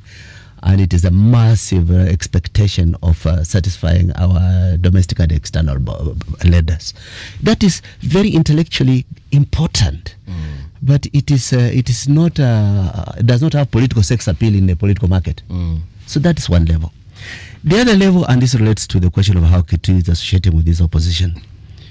I decided over the past year or two that I have come to the end of my desire to seek elective office. And I talk to a lot of friends who share my passion that this country can do better. And so I asked myself, what is the best way I can contribute to making this governance better? I joined the opposition with the respect of colleagues who are leaders in the process. But I tell them, I have 2-3 things I want to bring to the table. One, I was intimately involved in the creation of NAK-NK, of Mwai Kibaki, Charity Ngilu, and Michael Malwa, which by its success attracted the LDP of Ntimama, Saitoti, Raila, when they abandoned Kanu to come on board into the opposition. And it was a very difficult and challenging experience. People were there because of their shared hatred for Moi and Kanu, not because of any positive shared agenda. Some even saw the other by their tribe as part of the problem. It was painstaking, but we put structure to it with a lot of support from friends, including, I know there's a small team of us who are hosted by ANC as guests of the ANC in South Africa, staying at the ANC house outside Johannesburg for 2 weeks, bonding, trying to thrash out our differences, our gut reactions towards each other. And I see the same in the opposition today. The good thing about the opposition today is they are genuine that we should only field one presidential candidate against Ruto. But the road there is littered with all manner of landmines and ugly hurdles. And so just having somebody there who says, we have been through this, keep hope alive, and let us look at the structural issues that can keep us together. Let us downplay those things that differentiate us. Let's find some ways away from the media to sort out the discomfort we have with each other. It's part of adult responsibility that I think a leader of my generation can contribute to this country. At another level is to help say, okay, I know it's popular to say Ruto must go and Ruto amekuwa mwizi and all. It's popular and much of it is true. But that one of the critical things I learned from Mwai Kibaki is if you genuinely want to reduce the cost of political transition, however much you hate the politician on the other side of the equation, give him a route of escape that you will not dehumanize him when he's out of office. Don't make it too expensive for him to surrender power. Give him an assurance that you'll give him his dignity. I loved the Kibaki decision at our first cabinet meeting. He asked cabinet, to donate Cabernet Gardens to Daniel Arap Moi. Moi had lived in that place since 1967, but he had never grabbed it. But Kibaki's action, in spite of the humiliation he personally had suffered from Moi, to make cabinet donate that residence to Moi, was a statement of political maturity. We disagreed with you. We don't want to dehumanize you. We want to set a precedent that there's life after State House. We want to reduce the cost and anxiety of transition. And some of us have to keep hammering at this. It can look small. It is never seen on your evening news.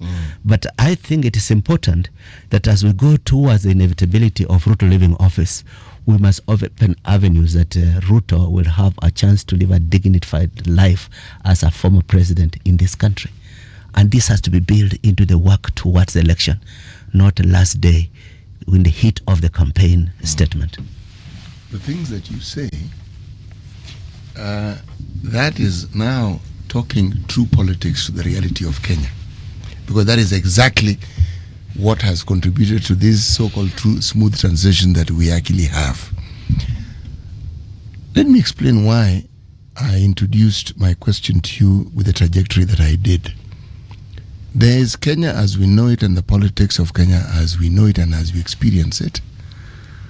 Someone like you who's been where you are, you know we could do a hell of a lot better. That given the wealth of our resources, beginning from our human resource to our natural resources, one, we actually have a rich country in whichever way you look at it. If you look at just the depth of the plunder that we've seen over the years, and that the country is still standing, it tells you that the resources are actually fairly profound. But surely we must have a clear economic structure that will enable the wealth that we have to actually move up and be beneficial to the citizenry. Because if the citizenry is wealthy, the country is wealthy. That's right. But you know, the current government does not believe that. Do they even understand it? Let's talk about, do they even understand this thing that I'm saying? Because I have this problem with our county government leaders, the ones we call governors. It is a crying shame that, with very few exceptions, we seem to have a bunch of people who are completely and thoroughly incompetent, because there are all these resources that that region has never witnessed or seen or experienced. And the thing that they seem to be able to do best is to supposedly employ people in large numbers.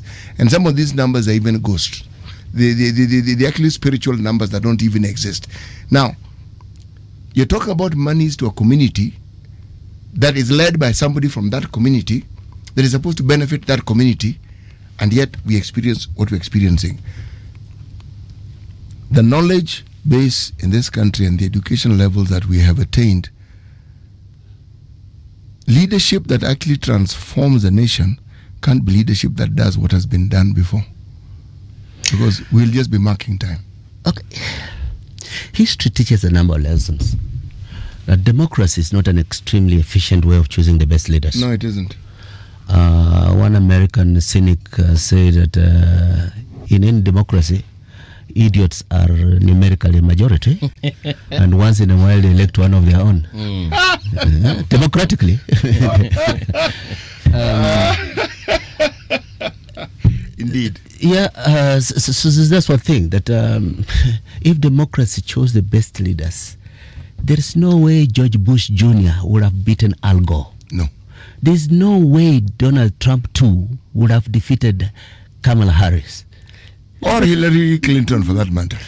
Hillary Clinton. So democracy has a soft underbelly.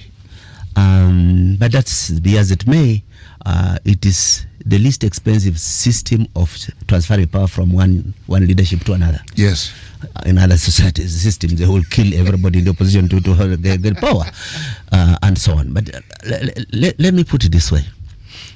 I did mention that a fundamental problem with the thinking, I think, of this government is the essence of what is development. There's this delusion that development is government amassing a lot of money and then demonstrating generosity by what it does with that money. Yes. Mm-hmm.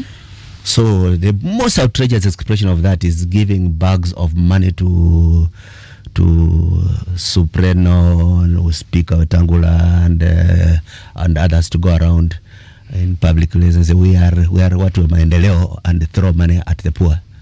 You know, distribute this one will get 200 each or sometimes 1,000 if there are not too many. And you call that development and empowerment. Totally devoid of reason. Totally devoid of adult thinking.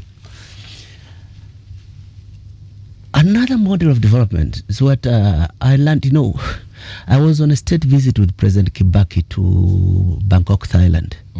And the then Prime Minister Thaksin Shinawatra had been a champion of the turnaround of the East Asian economies after a crisis of the late 1990s.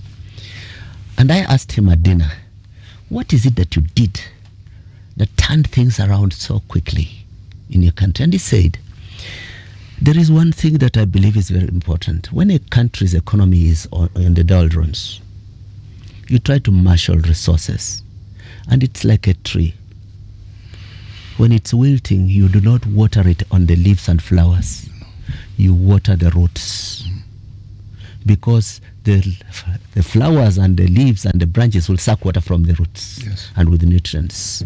So what we did is we targeted the primary producers, eased the burden they had, eased the conditions of production, gave them credit through their producer cooperative societies at competitive prices discounted by government.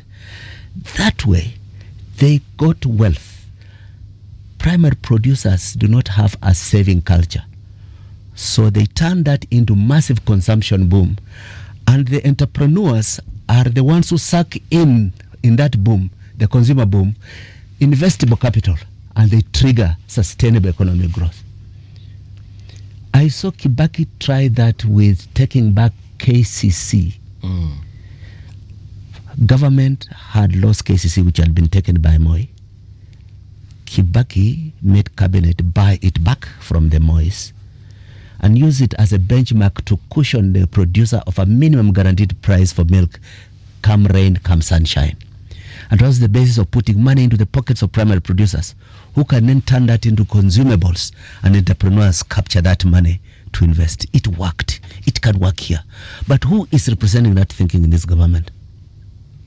You see, my concern here is not even this government, them they're already in power. My concern is that thinking being explained to the public by the group that calls itself the United Opposition, because it makes sense. You don't need to think very hard. It makes perfect sense. So my brother, this is what I'm trying to say to you. We have very, very serious ideas about where Kenya should go. But we are dealing with the teething problems right now. Internally, we have to overcome little hurdles which are there, which are inevitable. It takes time, it frustrates, but we are getting over them. And I think we have had a kind of grace period with the by-elections that are about to be completed. Next week, yeah. Yes, and after next week, the difficult challenge now of converting a group into a team gets underway.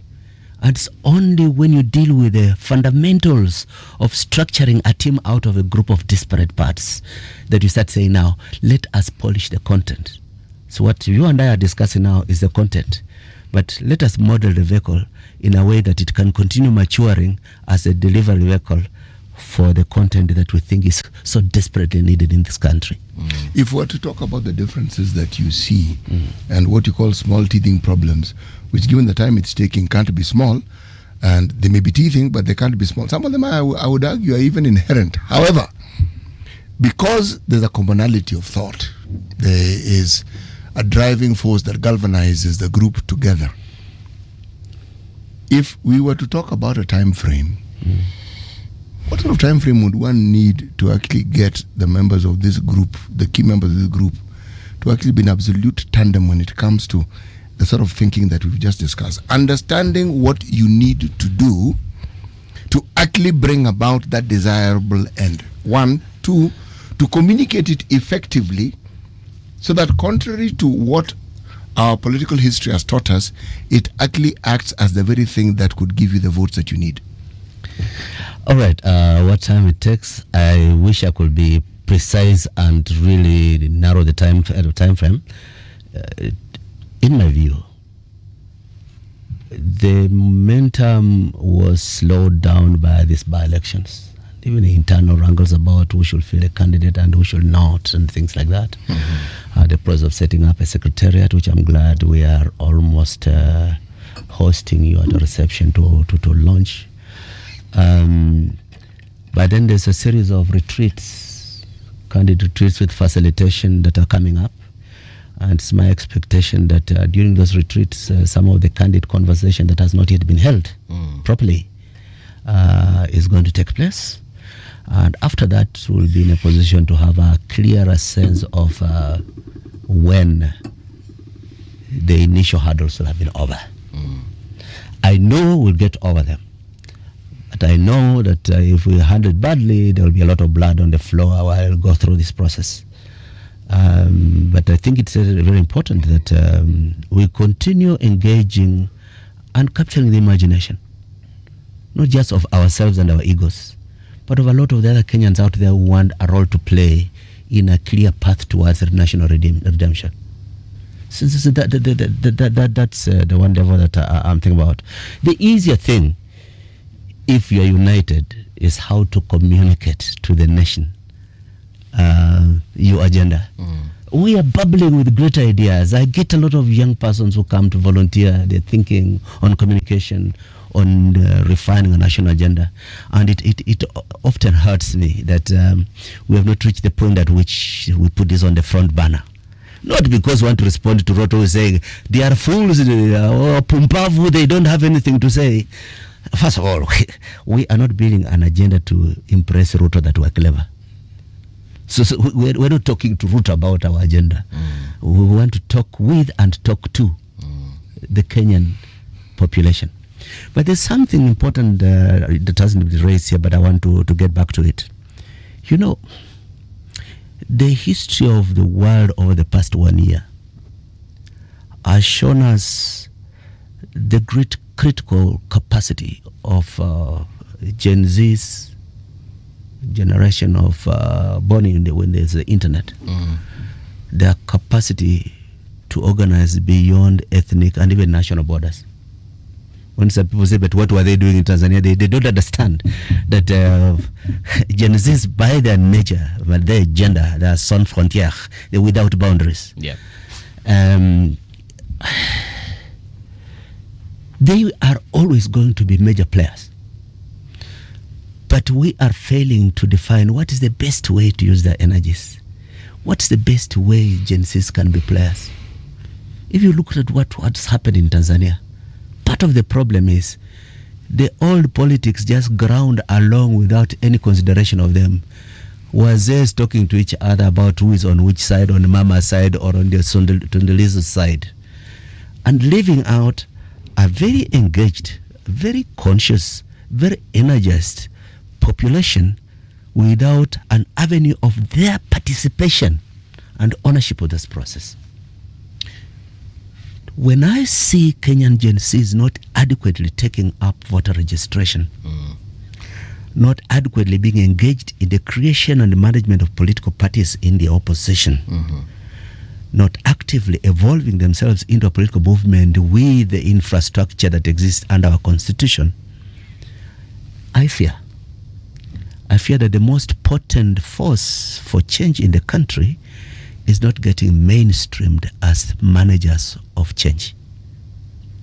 As this goes beyond the united opposition or anybody, I think media, public intellectuals, religious leaders, and leaders from within the youth community have to help understand how can we bridge this divide between a conscious, determined, and angry generation and the infrastructure of political competition. So how will the united opposition achieve this? No, it's not a responsibility of only the united opposition. It's a responsibility of even Gen Z leaders.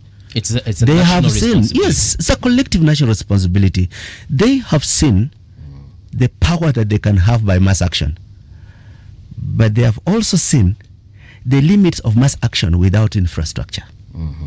So where we need to go is, can we create a legitimacy in their thinking about existing political institutions and open ways for them to mainstream their anger through institutions of competition, political competition. If we fail this, we can go through an election where gerontocrats are competing with each other, and the young person saying none of the above, what you are doing is irrelevant to us. And we may not manage the chaos that can ensue when they delegitimize a competition that we have been thinking is the path to our success. So to reduce the cost of social transition in Kenya, it is a collective responsibility that the energies of Gen Zs have to be mainstreamed in the political competition. When you talk to the Gen Zs, what do they think about this? Because really, we started by finding out what it is they think and what it is they want. They want something different from what there is today. What is it that they want? No, they want a Kenya that unlocks opportunity. You know, there are a generation that is really looking at opportunity. Government should be a facilitator, not a provider. And they know that they don't look to government to give them the daily ration of food. But they just want government out of their way, and they want government to create a space where they can realize their potential, where they can live out their dreams. But then they have not thought about what is the pathway to realizing that kind of government. You see, cynicism is very important in critical development, but cynicism cannot build institutions. And that's the challenge we have. When you talk to some of the leaders of the Gen Zs, some leaders from the Gen Zs, they have not elected any leadership. And that's part of the problem, that when we talk to some of the leaders from the Gen Z group, what they say is, we are doing these things and we have to do better and we all have to do something. But nobody is ready to dare step forward and pretend that they are spokespersons of Gen Zs. So nobody can sign onto a document on behalf of Gen Zs. So then how do we make a decision for them if we do not involve them in this particular conversation? We don't. We don't. We must involve them in the conversation. The question is not how we make a decision on their behalf. The question is, how do we find the avenues of engagement so that they can be part of the decision to make them part of the mainstream? If the Gen Z were in any way representative of the Kenyan society, then would one then not say that just as we have a very clear, diversified political outlook and ways of engagement, that they themselves would have something similar? That there are those who may be inclined towards joining what you may call mainstream political parties. There are those who probably like the idea of just philosophizing about it, and those who enjoy the idea of just being in the opposition. And if that diversity were to be looked at, would you say that the political parties that we currently have would be a representative holding place where Gen Zs could actually find refuge? You will never find a place where all Gen Zs will go. No, that is true. And also, not all Gen Zs are politically engaged. A lot of them are socially mobilizable around causes that can excite them. But there's others who are, social romantics. That it is fashionable, it's a cool thing, and you get along. And it exists in all generations. Even in our struggle for the second liberation, there were persons who kind of got hallucination from the idea of opposition. And it's the nature of things that you have to walk. Some of the time you're walking in the same direction with them, but some of the time they are hungered by the roadside. So you cannot expect something uniquely different from a younger generation. The biggest thing about Gen Zs today is twofold. One, I think, is the first generation since my generation to find young adults who get selfless and say, I'm ready to risk death if it will contribute to my colleagues having a better day tomorrow. Since my generation, there has not been another generation in Kenya. The younger people of the past 10 years, the main ideology you could sell to them is pesa mfukoni, low-hanging fruits. That is the story of yesterday, and that's a very, very good thing about the Gen Zs. But that space now has to be utilized much more. It can be a potent force if we can unlock it. But we cannot unlock it from outside. There have to be some on the inside who also help unlock it. City, I want us to take a short break. We return, of course, with Daktari in the studio to talk more about how we can deliver this promise that Kenyans are looking for. And of course, we're asking Daktari, because he's here representing the united opposition, how indeed that can be achieved and how we can involve the conversation to make it holistic and every single generation, not just the Gen Zs, because Kenya pia kuna watu kama akina City hapa na tukiwaacha pia wanaweza katuletea shida. Sijui kama City anaweza enda kwa streets na riot. But anyway, don't go too far. We will be right back.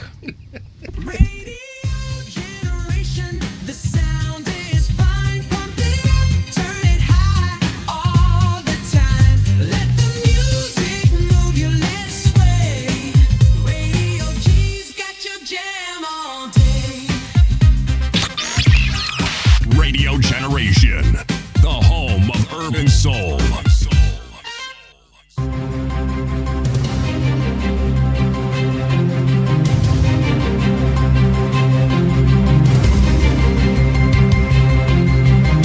This is the Radio Generation News. Good morning, I'm Soki Brenda. Kisumu East Member of Parliament Shakil Shabir has criticized Kenya's slow progress in helping Juakali artisans grow into formal industrial players. Speaking on Radio Generation, he said poor infrastructure, weak industrial parks and high taxes are holding back welders, mechanics and fabricators. Shabir also said government support programs are poorly managed and often benefit the wrong people. He called for fair access to credit, materials and markets so that the skilled youth can grow their businesses. The artisans who should have been trained over and across, from simple welding to arc welding to other things to fabrication. It wasn't there. They haven't got the, they never had the infrastructure. Right. The industrial parks that they had, like one in Kisumu, was taken over by a couple, I'm sorry to say, some Asian young men and others, and the farm, they call themselves farm industries. Right. Very well. They were basically just two young engineers. So I wonder what is the problem in Kisumu and in other places. Yes. Why does our system, all these loans, etc., there is no real, what is called infrastructure development. You don't even need infrastructure. You need to support these young men. President William Ruto has received the CAF President's Outstanding Achievement Award in recognition of his administration's growing investment in football and sports development. The award was presented during the 2025 CAF Awards in Rabat, Morocco, and was received on his behalf by Kenya's ambassador to Morocco, Jessica Gakinya. FKF President Hussein Mohammed welcomed the recognition, saying it reflects progress in the country's football sector. The honor comes after Kenya successfully hosted the 2025 African Nations Championship, which drew praise from CAF for improved organization and stadium standards. Kenya is now gearing up to co-host the 2027 Africa Cup of Nations alongside Uganda and Tanzania, a move expected to fast-track sports infrastructure and give local players more visibility across the continent. It is my pleasure today, on behalf of my country, Kenya, on behalf of my President, His Excellency William Samoei Ruto, to receive this award here today, honoring my President and my country. I want to thank you, President Mose, for giving Kenya an opportunity to host CHAN that just concluded a couple of months ago. It was indeed an honor for my country. I would also want to take this opportunity to really thank you very, very much for the work that you do in CAF, the work of football. The Independent Electoral and Boundaries Commission has received the first batch of ballot papers ahead of the November 27th by-election. IBC Chair Erastus Ethekon led the exercise, assuring that all security and logistical measures are in place for smooth distribution across polling stations. Daily cargo, so that makes it slightly cheaper. Yes, focusing on the cost saving. So Boeing 777, the cost will be higher. So we just opted to transport it the normal way. And therefore, these pilots have to share that cargo space with the other cargo also coming to the country. So, but we expect to. So in total, we will have 29 plus 10, we have 39. And governors have accused the Ministry of Health of micromanaging the functions of the Social Health Authority, saying the role is fully devolved. Speaking in Naivasha during a symposium on challenges facing the health sector, the governor said national officials continue to interfere with county-level execution despite repeated resolutions calling for clearer separation of roles. They also raised concern over the quality and safety of national housing projects, claiming some units are already showing structural defects. The Council of Governors is now threatening to withdraw support for the Social Health Authority unless President William Ruto addresses the issue before the December 10th summit. And that's the truth on Radio Generation. I'm Soki Brenda. The views and opinions expressed on this program are those of the guests and do not necessarily reflect the views of Radio Generation. Radio Generation assumes no responsibility or liability for the interviewee's views. This is Radio Generation. In the beginning, there was morning radio. But now there is Radio Generation's The People's Breakfast, curious and bold, getting facts from the shadows. That's what it is. Now, as the city wakes and secrets stir, a bright new voice shines. The People's Breakfast, your morning, your voice, your journey.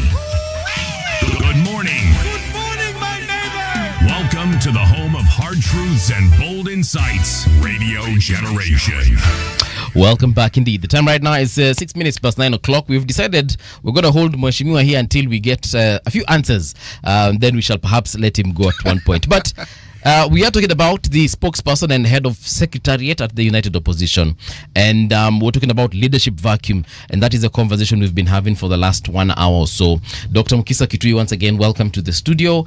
There's a question here from one of our viewers. Let me just get it real quick.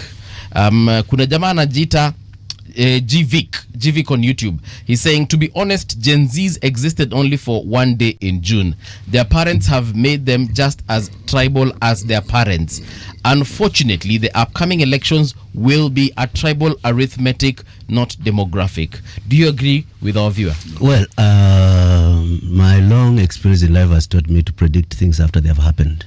So I wouldn't be as daring as that person in predicting how Gen Zs are going to vote. Yes. But I can mention this. Kenyan Gen Zs inspired the Gen Zs of Bangladesh, of Nepal, of Madagascar, Tanzania.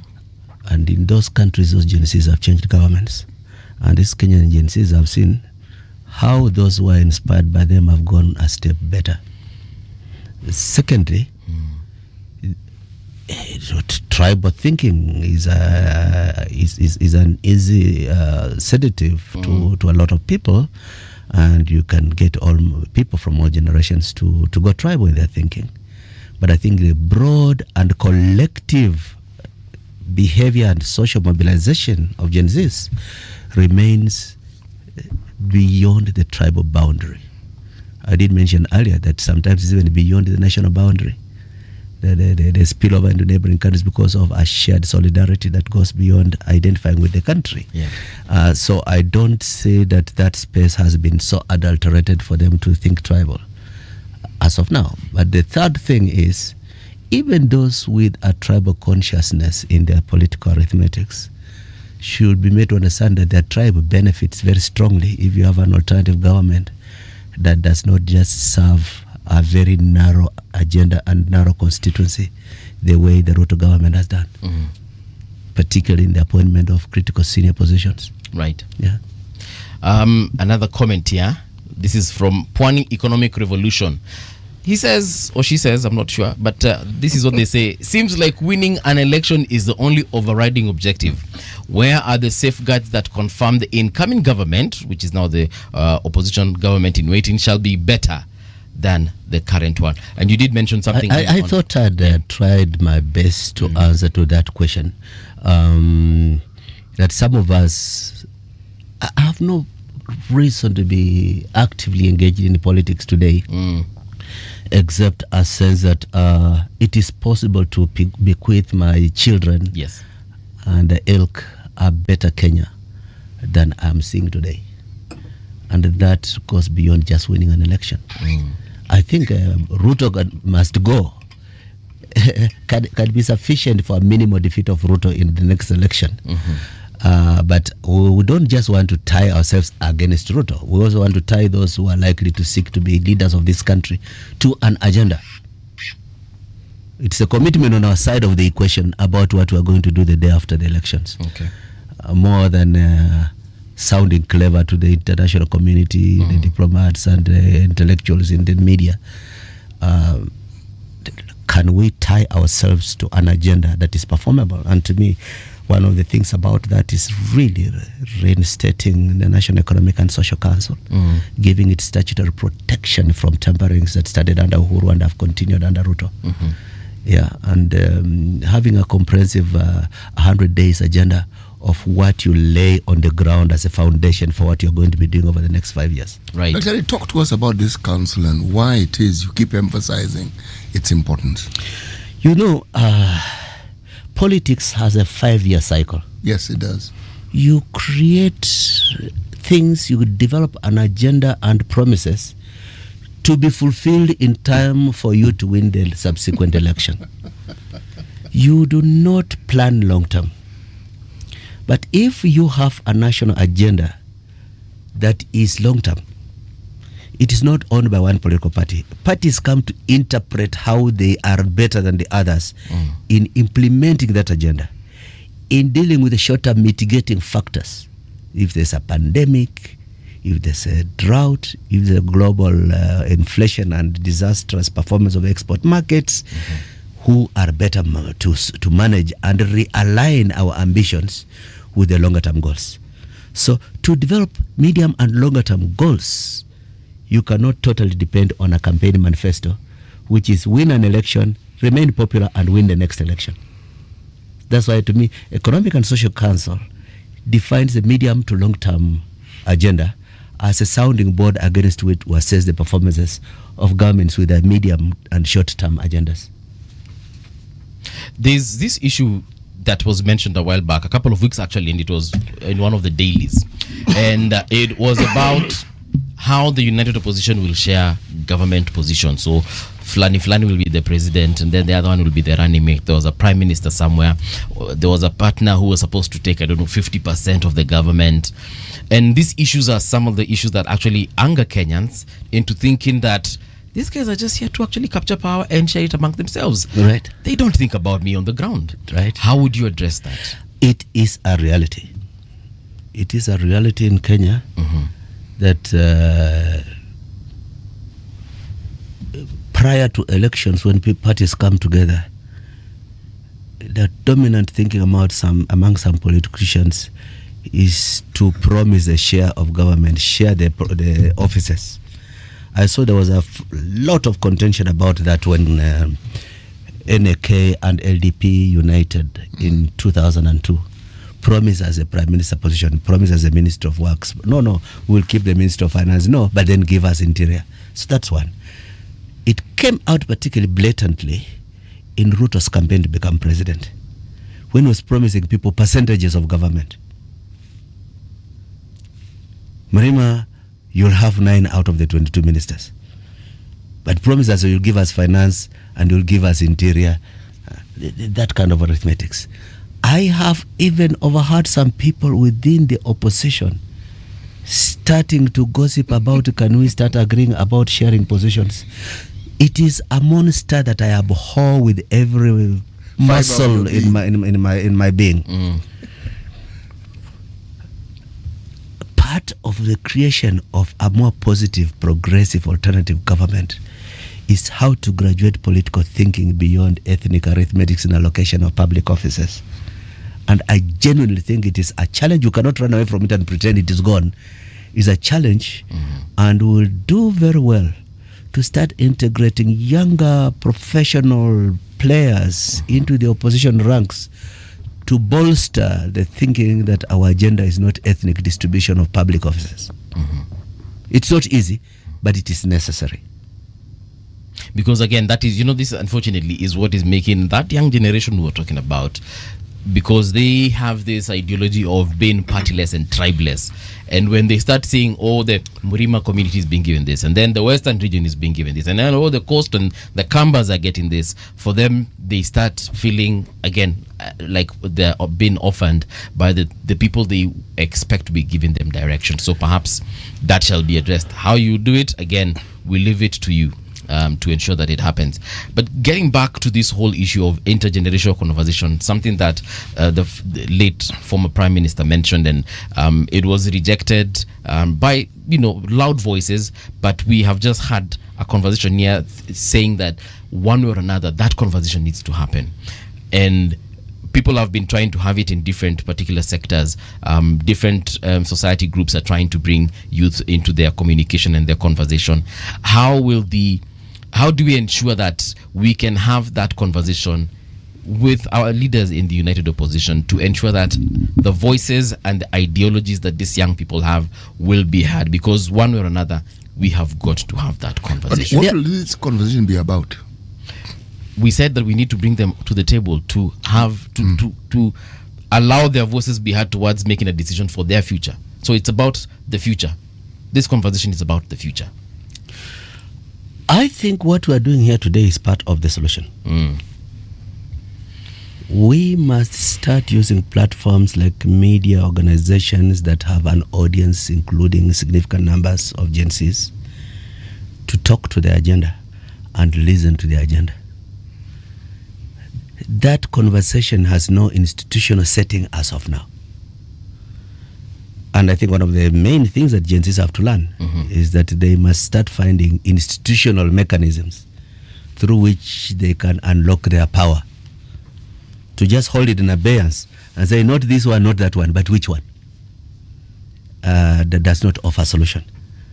They can get into a situation that happened in Sudan, where young people, driven by anger, desperation, and ideas about what could be better, brought down a dictatorial government, but they had no infrastructure for absorbing power, and factions of the military took power in their name and started competing with other factions until they destroyed the country. Yes.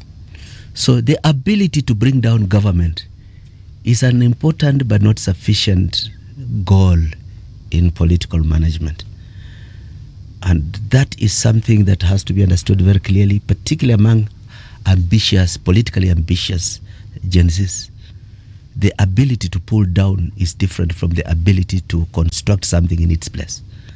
And what we are trying to say is that, can we combine our competencies to make sure that we bring down one set of leaders, but to make sure that we manage the transition and have a clear set of leaders that represent something better? Yes. And not leave a laguna that can be exploited by non-democratic forces. If I can offer some advice, there are very many Gen Zs who are in positions of influence.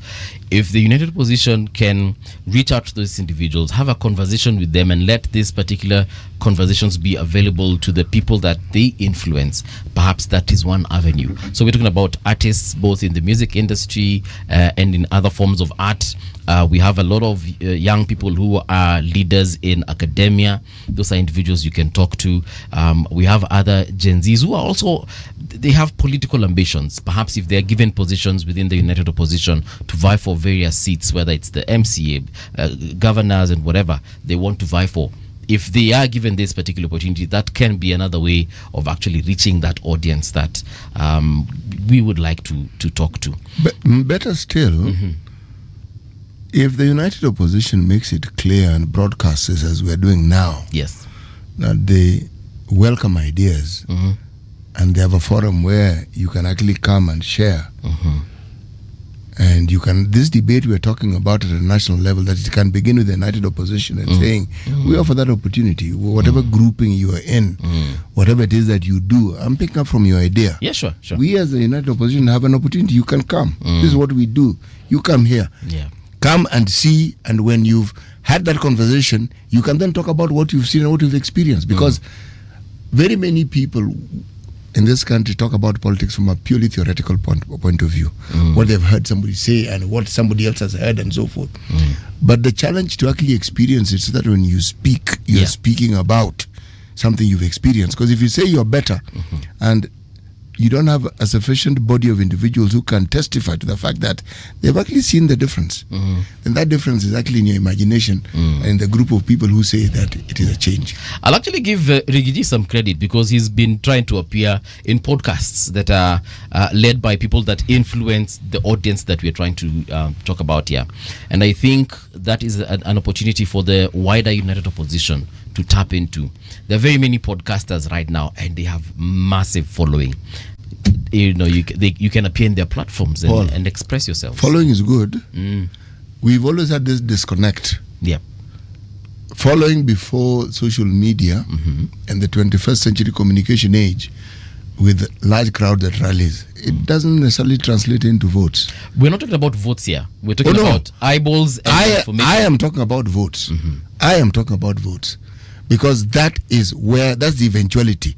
All these activities that we are speaking of have to translate into votes for them to make a difference. If they can't translate into votes, I don't want to say it's an exercise in futility, but it's just an engagement for us to have a little social fun.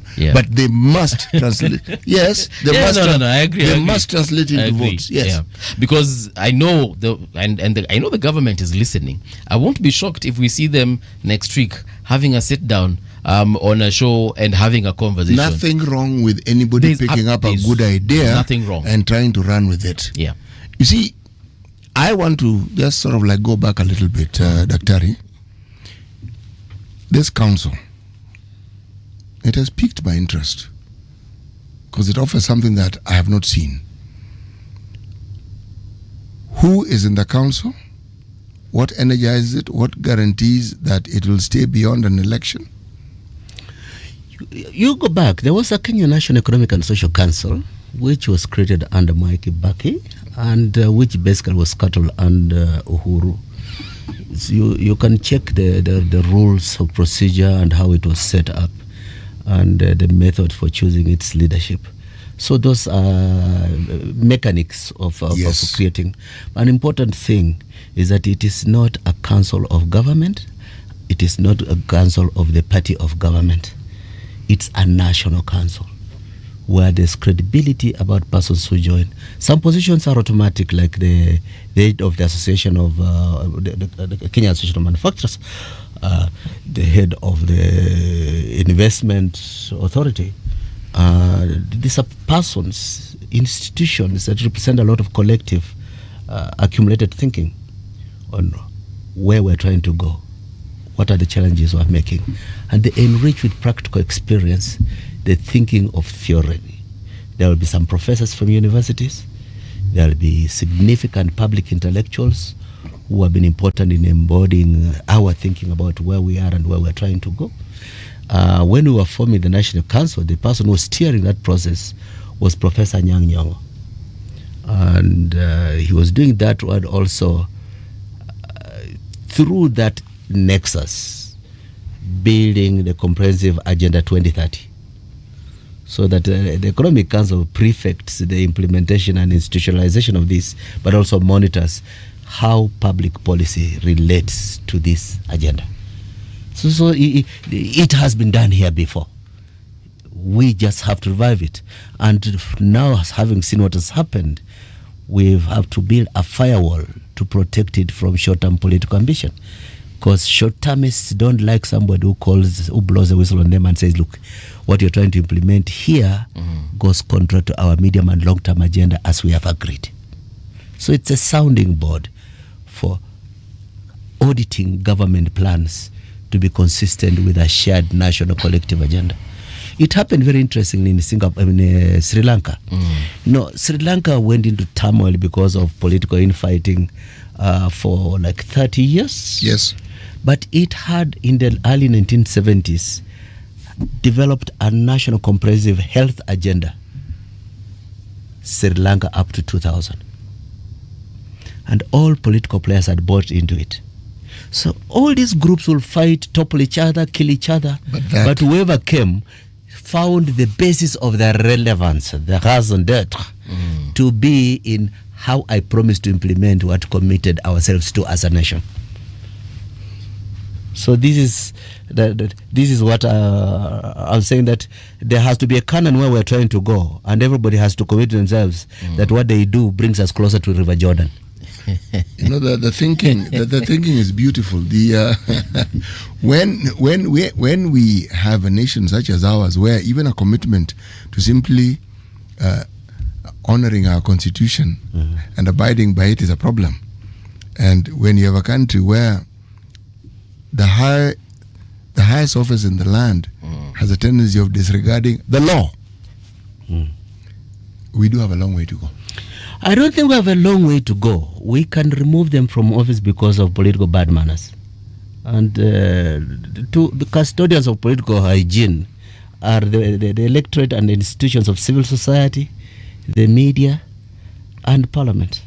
If you return their fidelity, that will be the main guardian that people do not get away with blatant disregard for the rule of law.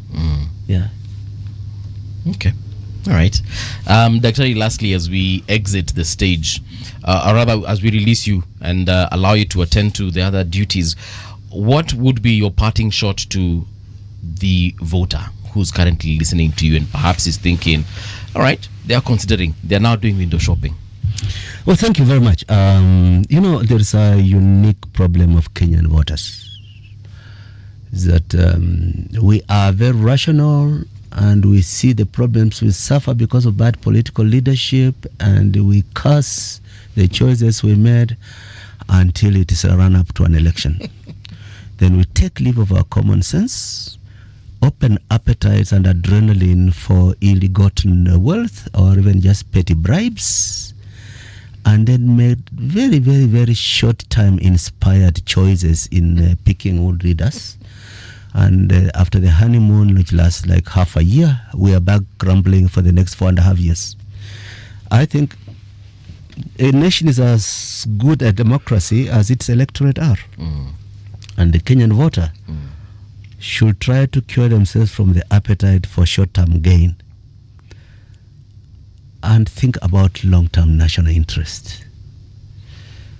If they do, they should demand of us leaders to show them that we think about the pain that they are living through, the reality of their daily lives and their nightmare, and that we can reverse the biggest threat to democracy that exists in Kenya today, which is that historically, people vote for a government because they think that tomorrow will be better than yesterday if that set of people are going to be in power. Or like they said in Germany, democracy is a competition in the marketing of hope. That you make people believe that next Christmas they have better food on their table than last Christmas because you have come into power. The crisis of Kenya is we're living through a moment when children are resigned to die poorer than their parents, and that their grandparents were richer than their parents. On a downward slope, hope is a major casualty, and people stop being stakeholders in democracy if it does not promise them something better than what they're living through. The incipient hopelessness in our society is a wake-up call. Unless we can redeem realistic hope, opportunistic soldiers can come to the street and pretend that they have better solutions than what politicians are offering. Okay. And that's a collective responsibility for public thinkers and the Kenyan electorate. Thank you so much, Daktari. We will release you at this particular point, but again, word of advice, what you have told us today for that 1.5 hours, we have hosted many of your colleagues here and they have struggled to bring it out as you have today. So give them a handbook so that when they come here next time, they can carry it with them. But Daktari, asante tena sana. Pass our regards to the opposition. And again, we invite you because this conversation has got to continue. Asanteni sana kwa fursa mmenitunuku kuongelesha wasikizani wenu, na nataraji kwamba siku nyingine tena tutakuwa na mjadala kama huo leo. Kama kawaida. Unakaribishwa. Asante sana. Asante. All right, folks, don't go too far. Mheshimiwa, myself and City, we're taking a photo, then we'll be right back. Don't go too far, we'll be right back.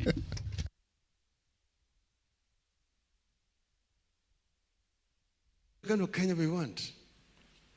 We don't want somebody to feel insecure in any part of the country. Kenyans should be able to live anywhere without any, so that you don't live anywhere at the mercy of any other community. And if you don't have internal refugees. The ODM leader was accompanied by Kakamega Governor Wycliffe Oparanya, Nakuru Governor Lee Kinyanjui, Water CS Cecily Kabuki, and State House Controller Kinori Ambogwa used the platform to sell his political strategy and agenda. On a day it was revealed, Laikipia Governor Derito Moretti has been appointed chairman of Raila Odinga's 2022 presidential campaign as the CEO. Sijui nini. That is not my concern. 2027, kwani 2027 itakuwa uchaguzi tofauti kuliko ile yote tumefanya? Kwani iko shida gani? Watu watulize boli, mambo ya 2027 tutakutana 2027. Mimi nimekuwa mjumbe miaka 15. Mimi nimekuwa naibu ya rais miaka 10. Ndio huyu mimi ni rais. Miaka itakuwa 5. Sasa mtu atanitisha na kitu gani? Ati nisikue nini? What is it that I have not become? Tunaelewana? So hii mambo yako sijui nini na kwanza hata shida ya wale wananitisha ni mtu ambaye hajawahi kuwa rais, ajui hata vile ya kukuwa rais inakuanga namna gani. Sasa wewe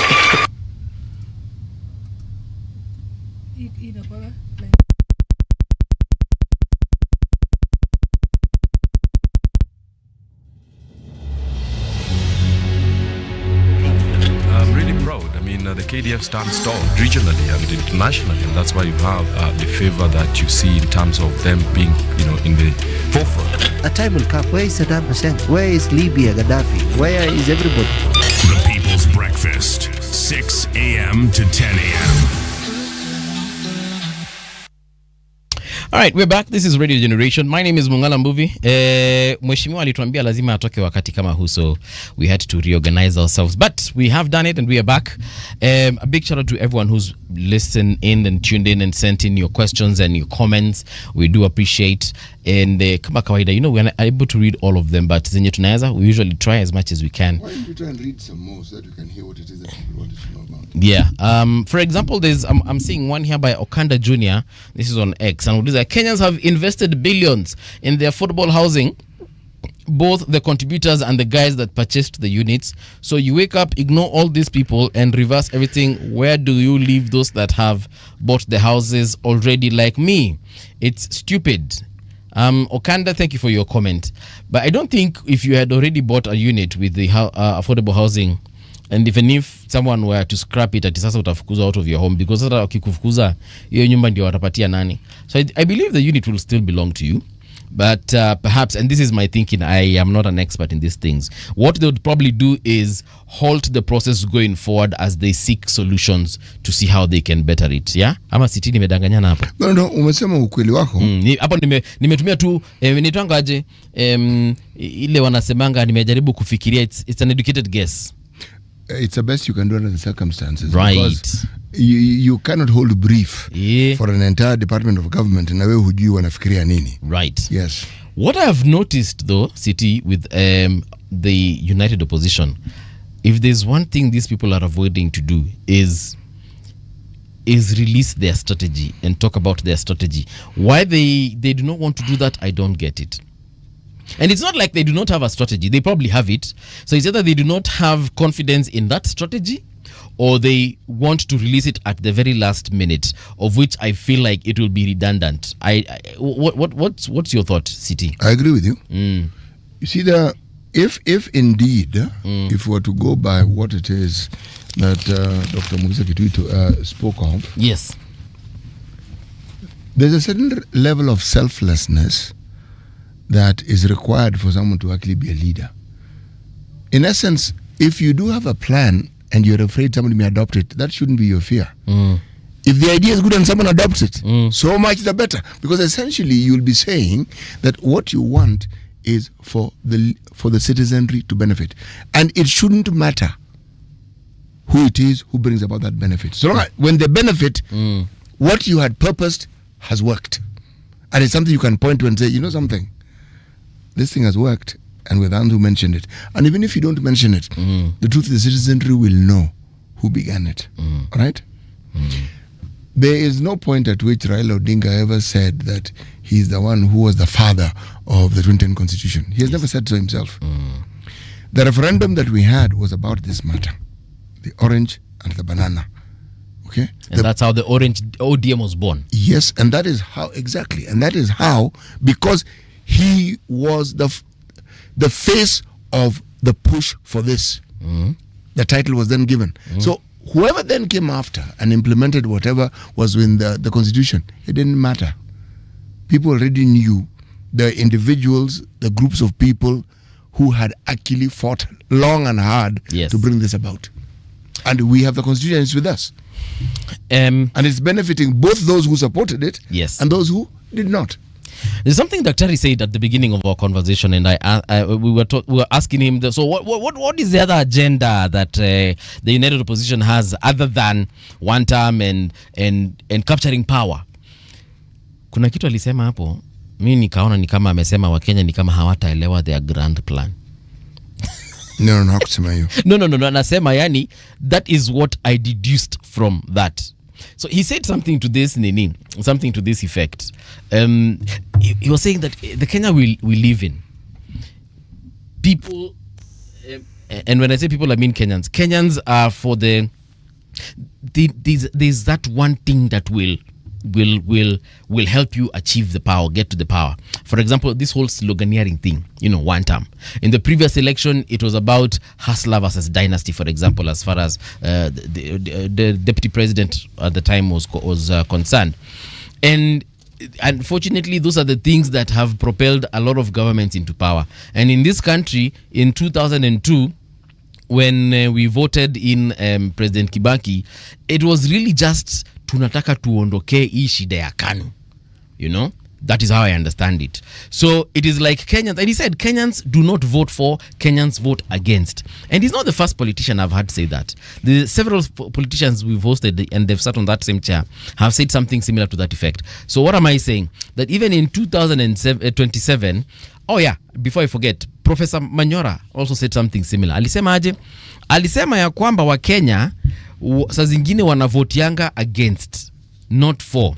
And someone else here has also mentioned about Raila phobia or Raila mania, where you're voting against Raila and someone else is voting for Raila. And if we take those particular statements and put them together, perhaps the United Opposition is like, look guys, and this is just me thinking because I'm not with them.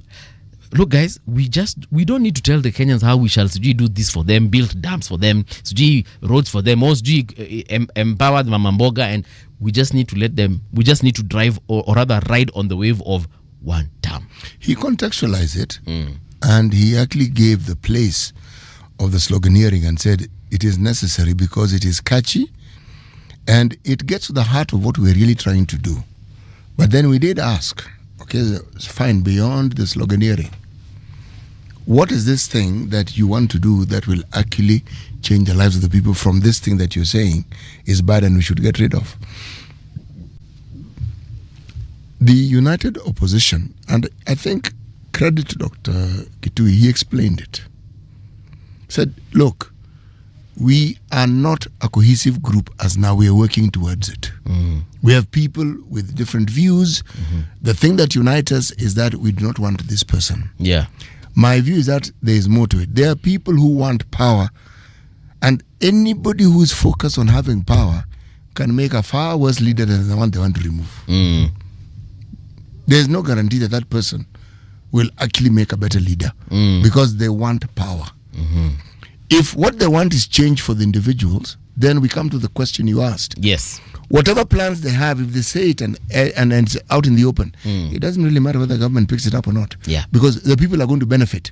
And if the people benefit, then that is a good thing, is it not? It is a good thing. Then someone will tell me, but it's political competition. And I will say, even as I opened my mouth to utter those statements, I understood that all along. The change that we are trying to talk about hinges on this very thing we're discussing. Do we have people who want power, or do we have people who want change for the good of the people? Okay. The ones, they all claim to be leaders. The person whose focus is on change that benefits the lives of the people, that's the leader.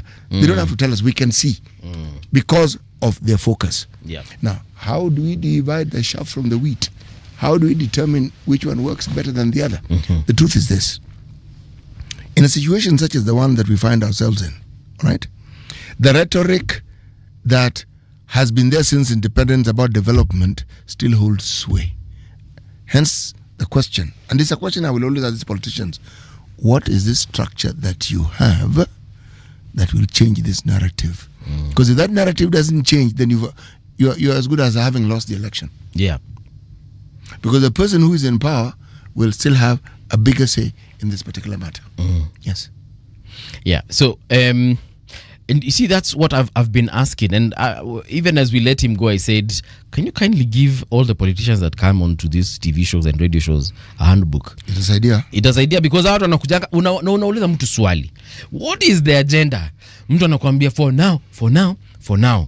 And you're like, but Kenyans want to know it. I mean, for now, for heaven's sake, the race began a long time ago. Yes. For now, we need to just make sure that people understand Ruto must. And I'm like, okay, fine. I think that part Kenyans have understood. And then what? I think they've internalized it, so it's them to decide whether he will go or not. The then what question is not being answered here. Nini Kenya mutatupatia? Kenya mtatupatia. Mheshimiwa Shakil in the hour before that one, he did say that he was asking, for example, when it comes to Honorable Kalonzo, which Kalonzo are we dealing with? Is it Stephen? Is it Kalonzo? Or is it Musyoka? And for those who understood, they will probably go back to the days of when watermelon was mentioned, for example. And that is exactly what Mheshimiwa was talking about.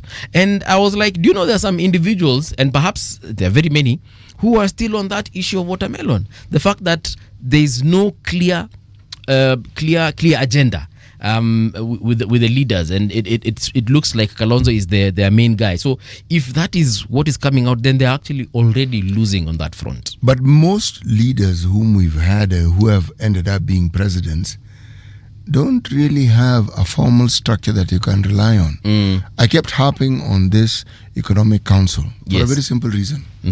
It was a structure that was supposed to outlive any presidency. It was the oversight body for all these plans that the government had to ensure that it actually works. Okay?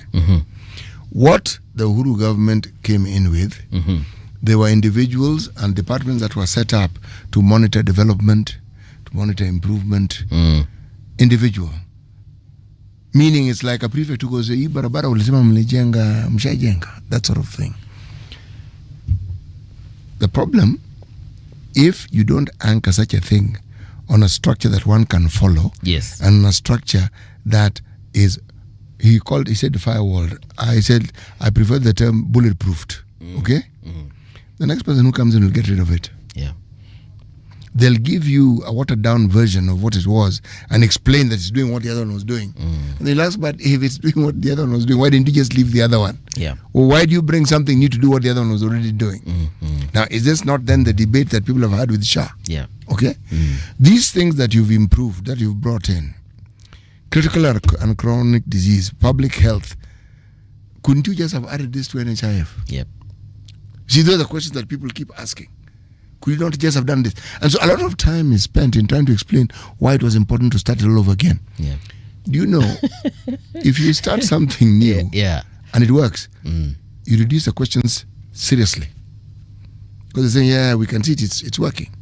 But if you introduce something new and there are hiccups, unfortunately, the narrative of the hiccups will remain even when things are improved. You know, when we asked the chairman of SHA, Dr. Abdi, that question, and I remember the one who asked him, and I was like, so why did you have to change everything and call it SHA, or rather introduce SHA, instead of just taking what you thought was bad out, and then these new things that are in SHA, put them in the NHIF and still maintain the name NHIF?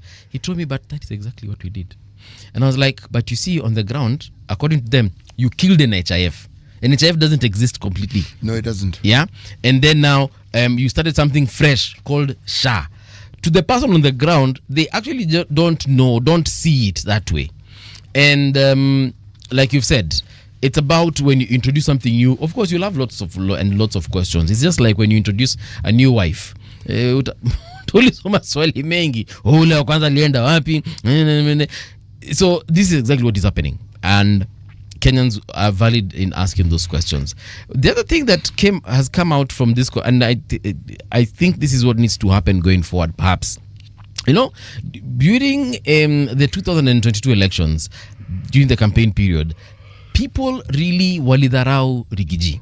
Kama unakumbuka, walikuwa nasema this guy doesn't know how to dress, he doesn't know how to talk, you know, he's this and that. And then came the night of the debate, when they went head to head with Honorable Martha Karua. And I remember the next morning, the conversation about Rigiji had completely changed. And people were saying that, wow, okay, Kome, this guy can talk.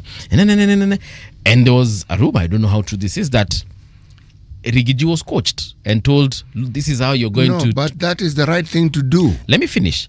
The guy was coached and he was told, this is how you'll carry yourself. These are the kinds of questions you probably expect to be asked, and this is how you shall answer them. And I'm not saying it's a bad thing. It's actually a good thing. People are coached before big events, whether it's a rally, whether it's an examination. You're told, my friend, ukifika pale, start with the easy questions first so that you can be left with enough time to deal with the difficult ones. Don't waste time on the difficult questions, then you have zero time on the easy ones. So coaching is not a bad thing, and I want to urge the United Opposition to start coaching their people when they are coming for interviews such as this one. Sababu mutafika hapa na mtauliza maswali na either mtajiaibisha or every time you talk you're going to lose votes. And that is the honest truth. People will ask questions about Dr. Matiang'i. People will ask questions about Rigiji and his time in office when he was the deputy president and when he was in provincial service. And if you cannot answer those questions, then you're doing a disservice to yourself. You are doing a disservice to yourself. If you cannot answer questions about Jubilee as a party, KANU as a party, KANU iko opposition kweli sijui. But if you cannot... Uhuru was the leader of the opposition when the Kibaki government won, and he was in KANU. Yes, KANU has been in the opposition. So but I'm talking about this current time. So if these leaders keep on appearing on shows, TV, radio, and even giving interviews kwa magazeti, and they're unable to answer these questions, then these 2 years they have of campaigning and decampaigning President Ruto, they're actually wasting time. You know, the United Opposition have very many experienced politicians. And some of the things we discuss here, I believe they've also discussed among themselves. The thing that I have observed they don't address with the clarity it deserves is how to communicate effectively with the voting population so that they can change their minds regarding the way they vote and the way they do things. And in my mind, the way that this is achieved is if they can convincingly communicate what it is that they stand for and how it is entrenched in benefiting the citizenry. So you can draw or you can paint a picture that when someone looks at, they can actually see their lives changing realistically over time. Meaning, this year we will do this, and this is what you expect to see. This year we will do this, and this is what you will expect to see. So there's no ifs and buts. Clear indicators. When we do this, this is what should happen. When you do this, this is what should happen. Yeah. The communication bit has to be tampered with a little politics as they argue. But the truth of the matter is, the politics that we speak of at the national level also has to rhyme and chime with the politics at the county level. Because you have people within the county. The people within the county, the vast majority of our governors set the worst possible example of leadership that you can think of. The worst possible in that there's very little that they do that seems to benefit the citizenry. You spend 60% of whatever you get on doing what? On employing people. And that's a benefit. How? It means you lack the vision and you lack the wherewithal to be able to understand that this same money, if invested as it ought to be, Dr. Kitui explained it very well. There's a ripple effect that creates value that in turn creates that environment within which people now begin to thrive. But if at source that same money, because the same money is already consumed, what is it that you're going to use to actually develop? Because it's gone. You're paying a salary, it's gone. It's not going to do what it's supposed to do. If the impetus that is required or the stimulus that is required for certain economic activities within that particular region of the county are not enabled, so how exactly do you expect the citizens' lives to change? How? You know, one thing I also give President Ruto credit is, you know, President Ruto, if you watch all his interviews with journalists and when he actually, you know, hosts them at State House, the president will never lack an answer, even if we as Kenyans consider that answer a lie. If you watched how he answers his questions, hakuna wakati atakwambia ati hiyo we shall answer it at a different time, or there's an appointed time where we shall reveal this grand plan to achieve. No, he will go ahead and say it, even if at the end of the day 6 months later we will ask lakini si ulisema. So, and he will start by telling you my friend CT, and then he goes on and delivers whatever it is that he said. Even if he will tell you by next Monday you'll be buying gas at 300 bob and your children and wives will have sanitary towels by Tuesday evening 5 o'clock close of business, but you'll never lack an answer. The problem with opposition is when you corner them with a question, they will always tell you we would rather not tell you that now because, you know, there's an appointed time when that particular information shall be released. And for someone who's smart, will say these guys do not actually have an answer, because you can tell that was a contentious issue that has been brought up, and they do not know how to deal with it, or they're avoiding it because it is either scandalous or it will paint that particular leader or individual in bad light. So they'll run away from it. Again, what you are talking about, communication, that is where they are doing themselves a disservice. You know, they always quote the West and what they do. If you knew how it is, they surround themselves by experts, and they're real experts.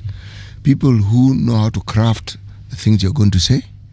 People who will give you the overarching view of this particular matter and a background and walk you through it, so that even as you're talking, you're very clear and you understand the talking points. And if you're in front of a big audience, there's a teleprompter that you can look at. Yes. If you so wish to look at. They are thorough. And then there are those who, because they're communication experts, can even tell you an outcome of what you do if you do it this way. They'll tell you. And they usually know what they're talking about. Yeah. There's something they've done, they've studied it. It's an art and a science at the same time. Okay? Communication. Yes. Yeah. But you hear me questioning how I do. Who on earth advises them on these things? You know, when we talk with Gabriel Butuma, deputy spokesperson of Gava, when you ask him a difficult question and when he realizes that, oh my, I have been cooked, he usually smiles. Then he goes on to give you an alternative truth. What he does is he asks himself a question that he's able to answer. Then he proceeds to answer it. And then he answers it very well. So if you're not listening carefully, you likely think he has responded to your question. Because what he's saying makes sense, but it has nothing to do with what you asked. Yeah, and I saw it with his boss, when we hosted Isaac, and a question was asked. And then he went ahead and said, the most important part you should be asking is this. Then he went ahead and answered that question that he had created. He did one better. Yeah. He even came up with a mantra that he had come up with. and decided to recite it like a poem. So itabidi manze position umekuwa janja. But that I liked. You know why I liked it? Yes. It's effective communication. Yes. You haven't said you're not answering the question. You've not left people hanging. No, but yes. And you have presented them with an alternative which actually makes sense. And why it is that you are saying it, so they'll listen to it. Yeah. But you have not answered the what? The question. There was a late president of the United States called Jimmy Carter. Yes. He passed on this year, right? He did. Okay. That man was close to 100, if not 100. That guy lived long. I know. And when asked by a reporter for him to comment on the Vietnam War, his response was, isn't it, I'm paraphrasing, isn't it a very wonderful sunny day? Yeah? And you're like, wait, what? Isn't it a wonderful sunny day? Yes, it isn't a wonderful day. I think the reporter got it and said, Mzee, I'm not answering that question. Hiyo swali sitaki. I am not going to answer that question. Yeah. Communication as a discipline is not just a question of what to say, how to say, or who to convince and how to convince. Yeah. It is how to take a truth, how to take a perspective, how to take a point of view, and craft it so that the person who listens to you understands exactly what you want them to understand. Now, when you ask and you've left them with more questions than your communication, unless it was purpose for them to ask more questions, then your communication has not worked. True. Okay? True. You see, like the question we asked here repeatedly with regard to government communication, I know for a fact that anyone in the opposition in this country will never admit that the government has done anything positive. Never. This SHA thing was in shambles. It has improved significantly. No, they will not admit that. They will not. Yep. It's like, if you admit, it's like you're saying that there's nothing wrong with the government. There is absolutely no government on the planet of this earth that is run by human beings that will ever be anything close to being perfect. It will never happen. There will be successes, there will be failures. Yeah. They will have good things said about them, they'll have negative said. Because as human beings we're imperfect, how then as imperfect creatures can we bring about something perfect? It's impossible. What we do, we make perfection a pursuit. Right. It is something you're always moving towards, but you never really quite get there. Yeah. But you improve on a daily. It's aspirational. DK anasema it's called pivoting, that yo unauliza swali moja unajibu ingine. Marion Bugo says, good morning at Mbuvi and my CT. Today's show is awesome. You guys are true. Thank you, Marion. There's something here. Telegardner amesema, let Mukisa comment on the proposed Safina approach of radical accountability, particularly with regard to national debt. How different is the united opposition from the Ruto government? And then, of course, Arthur Wino goes on to mention some of this Safina stuff. You know, a teacher in the rural environment, Akil Hanutan. Who's that? Then there's Kitobu Manyara, taxpayers. Anasema agenda hawana, dubious debt. I think he meant odious debt. Oh no, I think he knows what he's saying. So there's a dubious debt. No, he's calling it dubious. Okay. Yes. All right. But yeah, it's odious, but he's calling it dubious. Getting back to the question about the Safina approach. The Safina approach is awesome. And the first time I had it, I think I had it from Willis Otieno. I fell in love with it. It was that. mind-boggling. Yeah, nikasema, what? You want to tell me that kuna deni tunaweza? Mimi sasa leo nikiambiwa kuna deni siwezi lipa. Niambiwe Mbuvi from today henceforth going forward, don't pay rent. And I have not bought that house. I'd be very happy. But the question that the thing I want to address as far as Telegardner is concerned is I've learned to be skeptical of some of these promises that were given by politicians. I'd like for them to explain it, and not just in the way they've been doing it lately, but in detail, how they will implement that and ensure if they captured power, it shall be and can be done. We'll keep asking that question because none of them really answered conclusively. I think Dr. Muhisa Kitui tried. And I'm going to explain what I mean. When he brought in the Economic Council that existed in the time, because he was Minister for Trade and Industry. I remember from the year 2000 to 2007. That must have felt under his purview. That was an attempt, but they didn't entrench it. It was something that was left at the whim of the president. So it made it shaky. The way things of that nature bring about change is when you entrench it, so that you pass a bill in parliament so that it is understood this thing has a lifespan of this nature.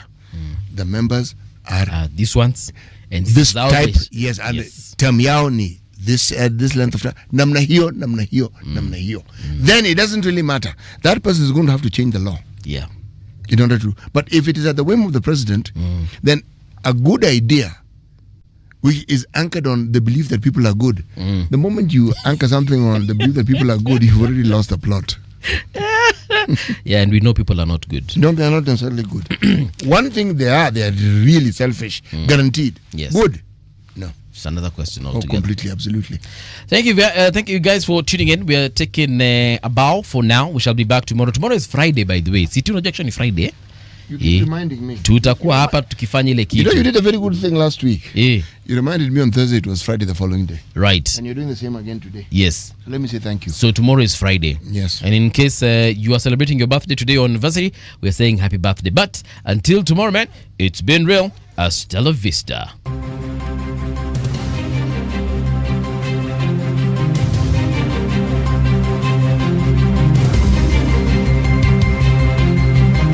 This is the Radio Generation News. Good morning, I'm Soki Brenda. Security agencies have heightened surveillance across Nairobi ahead of President William Ruto's State of the Nation address set for Thursday, November 20th, 2025 at 2:30 p.m. Officials say the move is a routine measure to ensure public safety, with the teams conducting patrols and operations to deter crime, especially within the city center. Rehearsals have also been held at Parliament in preparation for the event. Officials say several roads around Parliament will be closed before the address, and motorists are advised to seek alternative routes. Nairobi Police Commander George Seda said more personnel have been deployed and patrols will continue through the festive season. The sitting will be a special joint session of Parliament where the President will deliver his annual constitutionally mandated address under Article 132(1)(b). Speaking on Radio Generation earlier today, United Opposition spokesperson Dr. Muhisa Kitui delivered a sharp and urgent message on the state of Kenya's politics, warning that the country risks losing its future if young people, especially Gen Z, remain locked out of the meaningful participation. More details from our reporter Dahira Ahmed. Dr. Kitui questioned the government's development priorities, saying Kenya is witnessing a trend where instead of improving what took years to build, we are constructing new expensive projects that add little value. He described this as a costly cycle that undermines the long-term national progress. Place it with a rationalized management of affordable housing provision. And that was already underway through a national housing scheme, which is not tax people collectively and reward a few selectively, as Ruto's housing thing is. What Ruto has done to housing is what is done to health insurance. You, instead of improving on an existing program that has taken thought, experience, and a lot of time to mold, you throw it away and replace it with something very, very poorly thought out. Kitui further said the young generation, rather Gen Zs, have the energy and influence to reshape the country, yet they lack the avenues to participate. He expressed deep concern over the low voter registration among young people, saying it signals a worrying future for Kenya's democracy. Behavior and social mobilization of Gen Zs remains beyond the tribal boundary. So I don't say that space has been so adulterated for them to think tribal as of now. But the third thing is, even those with a tribal consciousness in their political arithmetics should be made to understand that their tribe benefits very strongly if you have an alternative government that does not just serve a very narrow agenda and narrow constituency the way the Ruto government has done. The United Opposition, he said, is preparing a 100-day agenda outlining its roadmap for the country, calling it essential for the accountability and clarity of purpose. Highlighting an intergenerational conversation as vital for Kenya's future, Kitui urged the use of social media as a tool for mobilization and civic dialogue, urging that Gen Z must find institutional mechanisms to unlock their collective power. Reporting for Radio Generation, I am Dahira Ahmed. And governors have accused the Ministry of Health of micromanaging the functions of the Social Health Authority, saying the role is fully devolved. Speaking in Naivasha during a symposium on challenges facing the health sector, the governor said national officials continue to interfere with county-level execution despite repeated resolutions calling for clearer separation of roles. They also raised concern over the quality and safety of national housing projects, claiming some units are already showing structural defects. The Council of Governors is now threatening to withdraw support for the Social Health Authority unless President William Ruto addresses the issue before the December 10th summit. And that's the truth on Radio Generation. I'm Soki Brenda.